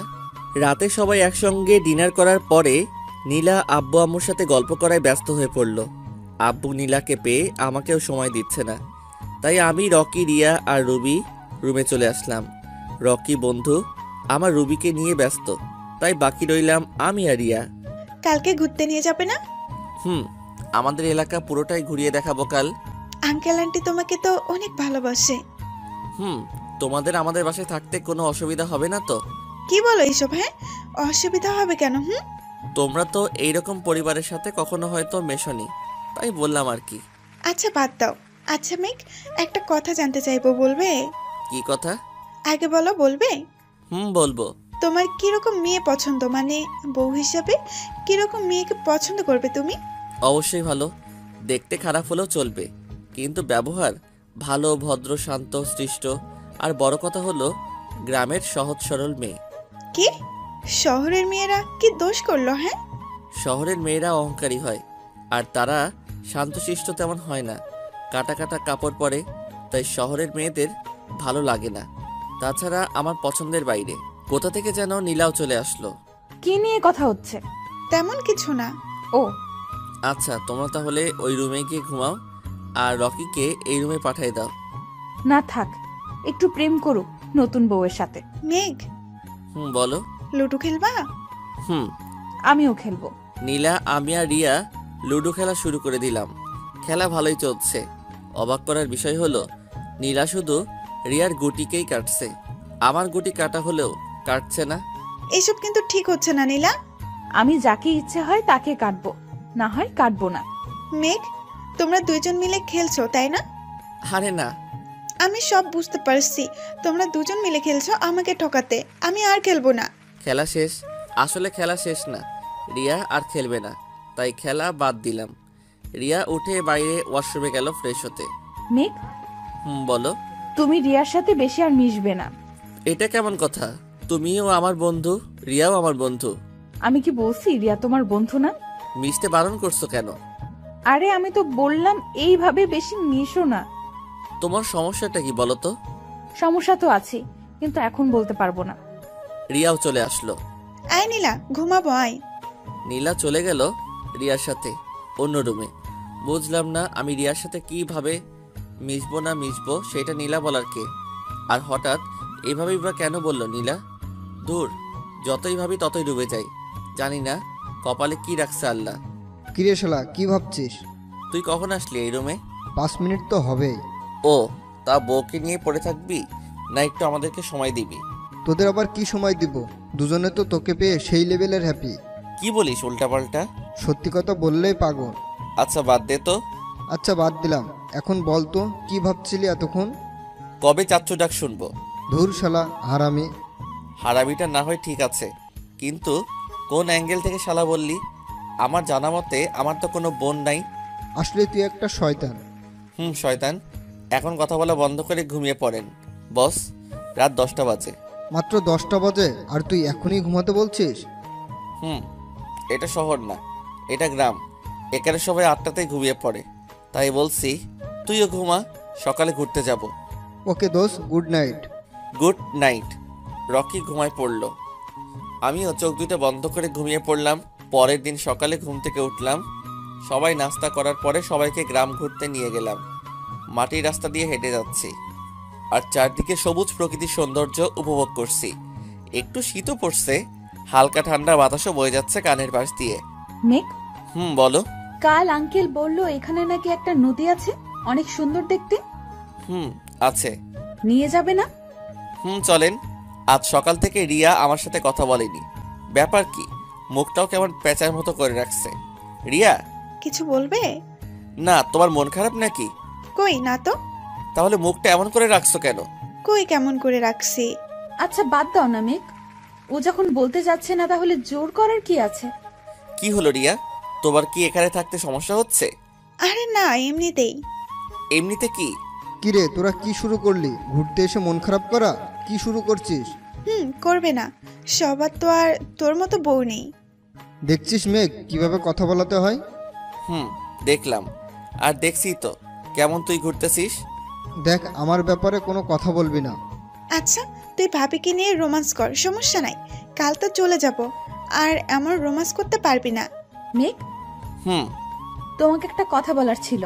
বলে ফেলো। এখানে না, চলো নদীর পাড়ে বসি। নদী পেলে কোথায়? ওই যে সামনে দেখা যায়। কি এমন কথা বলবে যে এখানে বলা যাবে না? কি কথা বলবি রে তুই, যা আমাদের সামনে বলতে পারবি না? তোকে বলবো নাকি? আমাকে বলবি কেন? মেঘের কথা মেঘকেই বল, তবে এখানেই বলতে হবে। আমিও রিয়ার সাথে একমত। কি শুরু করলি তোরা? দোস্ত, এদিকে আয় তো, আমাদের একটু ছবি উঠিয়ে দে না প্লিজ। আচ্ছা দে ফোনটা। রকির ফোন দিয়ে রকি আর রুবির কয়েকটা ডুয়েট ছবি উঠাই দিলাম। তারপর থেকে শুরু হয়ে গেল ছবি তোলা। নীলা, রিয়া, রকি, রুবি সবাই পিক তোলা দিয়ে ব্যস্ত হয়ে পড়ছে। এটা শহরের ছেলেমেয়েদের বিশেষ গুণ বলতে পারেন। একটু সবুজ প্রকৃতি আর একটু শান্ত নীরব জায়গা বা ভালো কোনো নদীর পাড় পেলেই ছবি তোলা নিয়ে ব্যস্ত হয়ে পড়ে। সবাই ছবি তোলা নিয়ে ব্যস্ত, আমি চিন্তা করা নিয়ে ব্যস্ত। মেঘ, বলো। এদিকে আসো তো, তোমার সাথে কয়টা ছবি উঠাই। আমি রিয়ার কাছে গেলাম, তবে নীলার দিকে একবার তাকাতেই ভয় পেয়ে গেলাম। ইয়া বড় বড় চোখ বের করছে। আমি আর রিয়া কয়েকটা সেলফি নিলাম। এই নীলা, এদিকে একটু আসবি? আমাদের কয়েকটা ছবি উঠাই দে না প্লিজ। এই যা কাম সারছে। অবশ্যই দে, ফোন দে। এই মেঘ, সামনের দিকে তাকাও। সামনের দিকে তাকাতেই বড় বড় চোখ দেখতে পেলাম। আবার মাথা নিচু করে ফেললাম। কি হলো, মাথা নিচু করলে কেন? আবার মাথা তুললে সামনের দিকে তাকিয়ে বুক ভরা একটা নিঃশ্বাস নিয়ে কয়েকটা ছবি তুললাম। রিয়া, এই নে আমার ফোন, এবার তুই কয়েকটা ছবি উড়ায় দে। রিয়াকে ফোন দিয়ে নীলা আমার সামনে এসে আমার হাত ধরে ফেললো। আমি না পারছি ছাড়াতে, না পারছি কিছু বলতে। কয়েকটা ছবি তোলার পরে আবার নীলা তার দুই হাত আমার কাঁধে দিয়ে বিভিন্নভাবে কয়েকটা ছবি ওঠালো। নীলা, আমি আর ছবি উঠাতে পারছি না। কেন রে? আর কয়েকটা দে না। না, পারবো না রে। রিয়ার চোখে পানি টলমল করছে। আচ্ছা রিয়া, তুমি কি কাঁদছো? না, চোখে কি যেন পড়লো। আমি রিয়ার চোখ দেখতে যাচ্ছিলাম। দাঁড়াও মেঘ, আমি দেখতেছি। আচ্ছা। একটু পরে রকি আর রুবি কই? নীলার কথা শুনে চারদিকে তাকালাম, কিন্তু কোথাও দেখতে পাচ্ছি না। এখানেই তো ছিল, কই গেল আবার? এখানেই তো ছবি উঠাইতেছিল ওরা। ওদের নিয়ে আর পারা গেল না, খোঁজ এখন ওদের। আরে তোমাদের খুঁজতে হবে না, তোমরা এখানে দাঁড়াও, আমি ওই দিকটা থেকে একটু দেখে আসি। আমরা এখানে কার কাছে থাকবো, আর ওদের খুঁজতে যেতে হবে? কোনো ফোন দিলেই তো হয়। ও হ্যাঁ, ঠিকই তো, ফোন দিলেই তো হবে। আমি রকিকে কল করতে লাগলাম। কয়েকবার রিং হবার পরে কলটা রিসিভ করলো রকি। এই হারাবি, তুই কি মানুষ? 100% আমি মানুষ। কেন দোষ, তোর কি কোনো সন্দেহ আছে আমাকে নিয়ে? ফাইজলামি রাখ, আর এখন বল কই তোরা দুইজন? দোষ, আমরা কই আমরা নিজেও জানি না। এটা কেমন কথা? দোষ, সত্যি বলছি, তোর গ্রামটা অনেক ভালো প্রেম করার জন্য। বলছি না ফাইজলামি রাখ, আর বল কই তোরা? সত্যি বলছি দোষ, আমি কিছুই তো চিনতে পারছি না। চোখ যেদিকে যাচ্ছে বইয়ের হাত ধরে সেদিকে হাঁটতে মন চাচ্ছিল, তাই হাঁটতে হাঁটতে চলে আসছি। তা এখনো হাঁটছিস? না, বসে আছি। তা কই বসে আছিস? সাইটে কে আছে? একটা বড় বট গাছের নিচে আসি, আর সাইটে একটা বড় পুকুর, তার পাশে সর্ষে ক্ষেত। আচ্ছা, ওখানে বসে থাক, আমরা আসতেছি। ওকে দোষ, একটু দেরি করেই আসিস। দেরি করে যাচ্ছি, দাঁড়া। ফোন কেটে দিলাম। কই আছে ওরা এখন? ওই যে দেখছো বড় একটা গাছ? দেখতে পাচ্ছি তো। ওই গাছের নিচেই দুজন বসে আছে। চলো আমরাও যাই। আমরাও চলে আসলাম রকির রোমান্টিক দৃশ্য দেখতে। এই রকি, আমরা চলে এসেছি, এবার এইসব দৃশ্য দেখানো বন্ধ কর। রকি একটু শরম পেয়ে গেল। আর রুবির কথা কি বলবো, মেয়েটা তো পুরাই লজ্জায় লাল হয়ে গিয়েছে। আচ্ছা রকি, এবার ওঠ। দোস্ত, বাসায় যেতে হবে, দুপুর হয়ে আসতেছে। চল। সবাই বাসায় চলে আসলাম। গোসল করে সবাই একসাথে দুপুরের খাবারটা খেলাম। আমি, আব্বু, আম্মু, রকি, রুবি, রিয়া, নীলা সবাই একসাথে খেলাম। খাওয়া দাওয়া শেষ করে যে যার রুমে চলে আসলাম। দোস্ত, কাল সকালে টিকিট করলাম। সকালেই যাবি? পরের দিন রেজাল্ট দিবে, মনে আছে তো? ও হ্যাঁ, তাই তো। আচ্ছা টিকিট কর। রকি অনলাইনে 5টা টাকার টিকিট করলো। বিকেলে আর ঘুরতে বের হলাম না, এমনিতেই বাসায় সবার সাথে বসে আড্ডা দিয়ে কাটিয়ে দিলাম। পরের দিন সকালে আব্বু আম্মুকে বিদায় দিয়ে ঢাকার উদ্দেশ্যে বন্ধুদের নিয়ে রওনা দিলাম। আসার পথে আমার মনটা একটু খারাপই ছিল, তাই কেউ আর তেমনটা আড্ডা দিল না।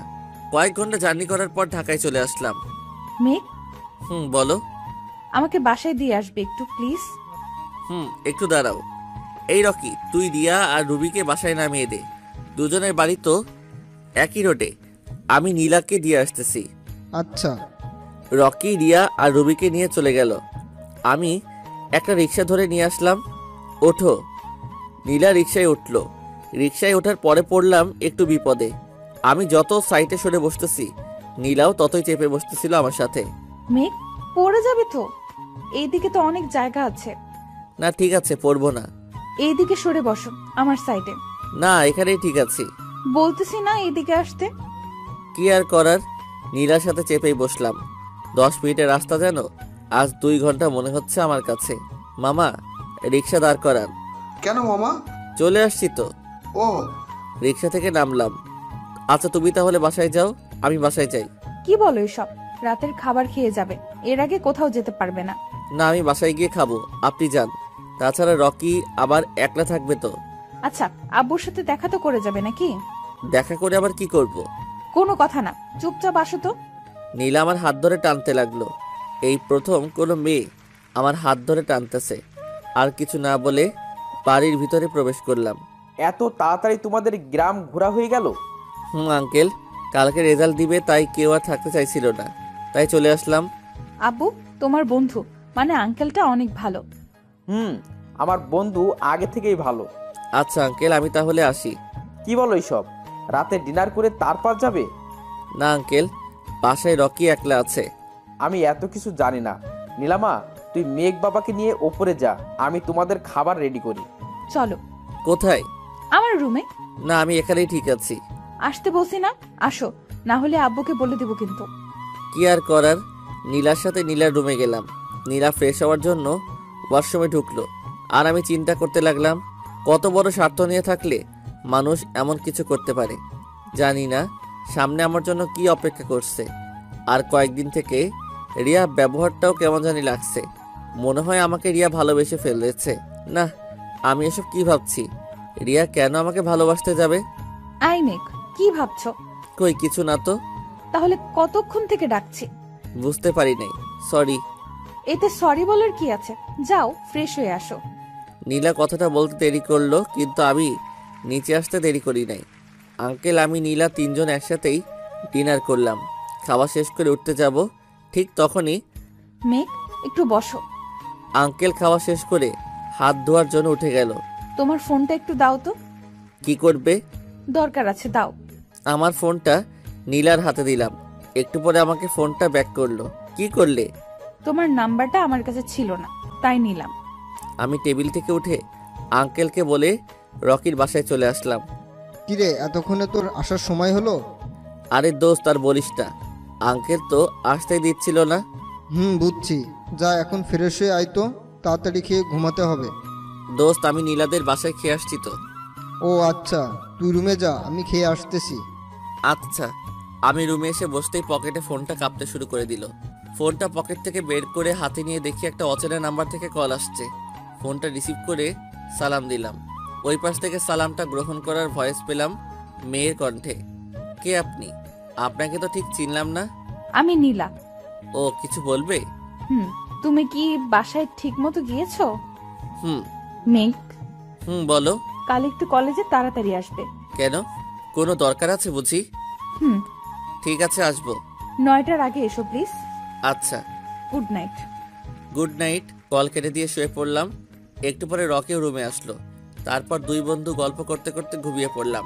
পরের দিন সকালে ঘুম থেকে উঠে ফ্রেশ হয়ে নিলাম আমি আর রকি। দোস্ত কলেজে যাবি নাকি এক্ষুনি? হুম।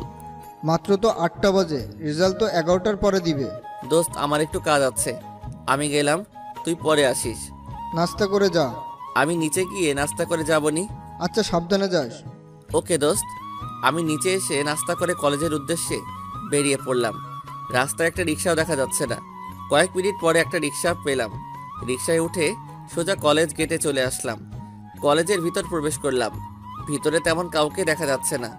আজ তাড়াতাড়ি কেউ আসবে নাকি যে দেখতে পাবো। যাই হোক, ক্যাম্পাসে ঢুকতেই নীলার ফোন পেলাম। কই তুমি? আমি তো ক্যাম্পাসে চলে আসছি। ও, তুমি বটগাছটার নিচে আসবে একটু? বটগাছের নিচে তো চলে আসলাম, কিন্তু নীলার কেন কোনো প্রাণীর দেখা মিলল না। এটা কেমন ধরনের মজা? এমনিতে রেজাল্ট দিবে আজ, তার উপর লুকোচুরি মজা। একটু রাগ লাগতে শুরু করলো। একটু পরে আবার ফোনটা বেজে উঠলো। পকেট থেকে ফোনটা বের করলাম। নীলা ফোন দিছে, রিসিভ করলাম। তুমি যেখানে দাঁড়িয়ে আছো ঠিক তার বাম পাশে তাকাও। আমি বাম পাশে তাকালাম। কিছু দেখতে পাচ্ছো? একগুচ্ছ গোলাপ আর একটা চিঠি মনে হয়। ওগুলো তোমার জন্য। আমার জন্য? হ্যাঁ, তোমার জন্যই। আচ্ছা, তুমি কই আছো এখন? আছি তোমার আশেপাশেই। আমি চারদিকে তাকিয়ে খুঁজতে লাগলাম। আমাকে না খুঁজে ওগুলো তুলে নাও। ফোন কেটে দিল। কি আর করার, তুলে দেখি আমি চিঠিটা আর ফুলগুলো হাতে নিলাম। আমি চিঠিটা খুলে পড়তে লাগলাম। যতই পড়ছি ততই রাগ বাড়ছে। ও, আপনাদেরও শুনাই কি লেখা আছে। প্রিয় মেঘ, তোমার সামনে দাঁড়িয়ে তোমাকে আমার মনের কথাগুলো বলার মতো সাহস পাচ্ছি না, তাই এই পদক্ষেপ গ্রহণ করেছি। আমি তোমাকে ভালোবেসে ফেলেছি। আমি তোমার বাকি জীবনের সাথী হয়ে হাতে হাত রেখে কাটিয়ে দিতে চাই। প্লিজ না করো না। আর আমি সত্যিই লজ্জিত আগে তোমার সাথে খারাপ ব্যবহার করার জন্য। তুমি পুরনো সব কথা ভুলে গিয়ে আমাকে গ্রহণ করে নাও প্লিজ। আমি তোমাকে অনেক অনেক অনেক ভালোবাসি মেঘ। তুমি যখন রিয়ার সাথে হেসে হেসে কথা বলো আমার খুব খারাপ লাগে, তাই আমি তোমার সাথে রিয়াকেও সহ্য করতে পারছি না। প্লিজ তুমি রিয়ার সাথে কথা বলা বন্ধ করে দাও। এসব কথা তোমার সামনে দাঁড়িয়ে বলার সাহস পাচ্ছিলাম না, তাই চিঠিটা লিখলাম। তবে আমি উত্তরটা সবার সামনেই তোমার মুখ থেকে শুনতে চাই। আশা করি আমাকে ফিরিয়ে দিবে না। ইতি নীলা। এখন আপনারাই বলেন, আমি রাগ না করে থাকি কেমন করে? আমি জানতাম নীলা আমাকে অপমান করার জন্য এসব করছে। দেখলেন না, সবার সামনে উত্তর পেতে চাই। তার মানে তো এটার দ্বারাই যে আমি ওকে ভালোবাসি কথাটা বলি আর ও আমাকে সবার সামনে অপমান করুক। না, এটা যদি নীলা ভেবে থাকে তাহলে সে ভুল ভাবছে। আমার আর অপমান হবার কোনো ইচ্ছে নাই। চিঠিটা পড়ে চিঠিটা পকেটে রেখে দিলাম। গোলাপগুলো ওইখানে কয়েকটা ছোট বাচ্চাদের দিয়ে দিলাম। এসব আমি মাটিতে ফেলে দিলেও পারতাম, কিন্তু দিলাম না, কারণ নীলা আমাকে লুকিয়ে থেকে দেখছে। কিছুক্ষণ পরে এক এক করে কলেজে সবাই আসতে শুরু করলো। আমি বটগাছের নিচেই বসেছিলাম। কয়েক মিনিট পরে নীলা আসলো আর আমার পাশে বসলো। কি চিন্তা করছো মেঘ? কই কিছু না তো। আমার উত্তরটা কিন্তু সবার সামনে নিব। কিসের উত্তর নিবি রে নীলা? ঠিক সময় হাজির হয়েছে রিয়া। তেমন কিছু না। তুই এত তাড়াতাড়ি আসলি যে? কই তাড়াতাড়ি, 10টা বাজে তো। ও, বললি না তো কিসের উত্তর জানতে চাইছিস মেঘের কাছে? আরে তেমন কিছু না, বাদ দাও। আচ্ছা, তুমি কখন আসছো? একটু আগে আসলাম। রকি আসেনি? না, ও একটু পরে আসবে। ও, আমি রিয়ার সাথে কথা বলছি, তাই দেখে নীলা তো চোখ মুখ লাল করে ফেলছে। তাতে আমার কি? আর জনগণ সবাই বুঝতে পারছে এটা অভিনয়, আমাকে সবার সামনে অপমান করার। কি এত ভাবছো? কই কিছু না তো। কিছু না বললেই হলো? সত্যি করে বলো তো, কি নিয়ে ভাবছো এত? আরে তেমন কিছু না, রেজাল্ট নিয়ে একটু চিন্তা হচ্ছে। ধর, তোমার আবার চিন্তা করা লাগবে নাকি? তুমি ফার্স্ট হবে। কি যে বলো না তুমি। হ্যাঁ, আমি সত্যি বলছি। আর এই নীলা, তুই চুপ করে আছিস কেন? আমি আবার কি বলবো? তোরাই তো কথা বলেই যাচ্ছিস, তাই আমি চুপ করে শুনছি। তুইও কিছু বল। কথা বলার কিছু নাই, চল ওদিকটায় যাই। ওইদিকে যাই কি করবি? একটু পরে রেজাল্ট দিবে, এখানে বসে থাকলে রেজাল্ট জানতে পারবি। ও হ্যাঁ, তাই তো, চলো রেজাল্ট নিয়ে আসি। এই দাঁড়াও, রকি আসছে, ওকে নিয়েই যাই সবাই একসাথে। একটু পরে রকিও চলে আসলো। চারজন মিলে নোটিশ বোর্ডের সামনে যেতেই পিয়ন মামা বলল, রেজাল্ট নিয়ে নাকি স্যার আমাদের ক্লাসরুমে গিয়েছে। আমরা দেরি না করে ক্লাসরুমে চলে আসলাম। স্যারের অনুমতি নিয়ে ক্লাসরুমে ঢুকে পড়লাম। স্যার আমাদের বসতে বলে রেজাল্ট শিট বের করলো। আমি শুধু এই ডিপার্টমেন্টের সেরা 5 জনের রেজাল্ট ঘোষণা করব। 5ম নম্বর স্থানে রয়েছে হাবিব, 4র্থ নম্বরে রয়েছে রিয়া, 3য় নম্বরে রয়েছে নীলা, 2য় নম্বরে রয়েছে রকি। সবাই হাসি খুশি, কিন্তু আমার খুব খারাপ লাগতে শুরু হলো এই ভেবে যে আমি সেরা 5 জনের মধ্যে থাকতে পারলাম না। আর আমাদের কলেজের এই প্রথম সর্বোচ্চ নাম্বার নিয়ে যে প্রথম স্থান দখল করেছে সে হলো মেঘ। আমি নিজের কানকে বিশ্বাস করাতে পারছি না আমি প্রথম হয়েছি। সবাই আমার দিকে হা করে তাকিয়ে আছে। আমি দাঁড়িয়ে স্যারকে ধন্যবাদ জানালাম। এখানে ধন্যবাদ দেওয়ার কিছুই নেই, তুমি তোমার মেধা জোরে প্রথম হয়েছো এবং স্কলারশিপটা পেয়ে গেলে। আমি তো স্যারের কথা শুনে অনেক খুশি। সবাই আমাকে শুভেচ্ছা জানাতে লাগলো। স্যার রুম থেকে চলে গেল। নীলা সবার সামনে দাঁড়িয়ে সবাইকে উদ্দেশ্য করে বসতে বলে। সবাই বসে পড়ল। নীলা আমাকে সামনে ডাকলো। আমি সামনে গেলাম। রকি, রিয়া আর বাকি সব ক্লাসমেটরাও অবাক হলো। সবার সামনে আমি আমার মনের কথা মেঘকে বলতে পারবো না বলে একটা চিরকুট দিয়েছিলাম মেঘকে। এখন সবার সামনে মেঘকে তার উত্তরটা বলার জন্য অনুরোধ করছি।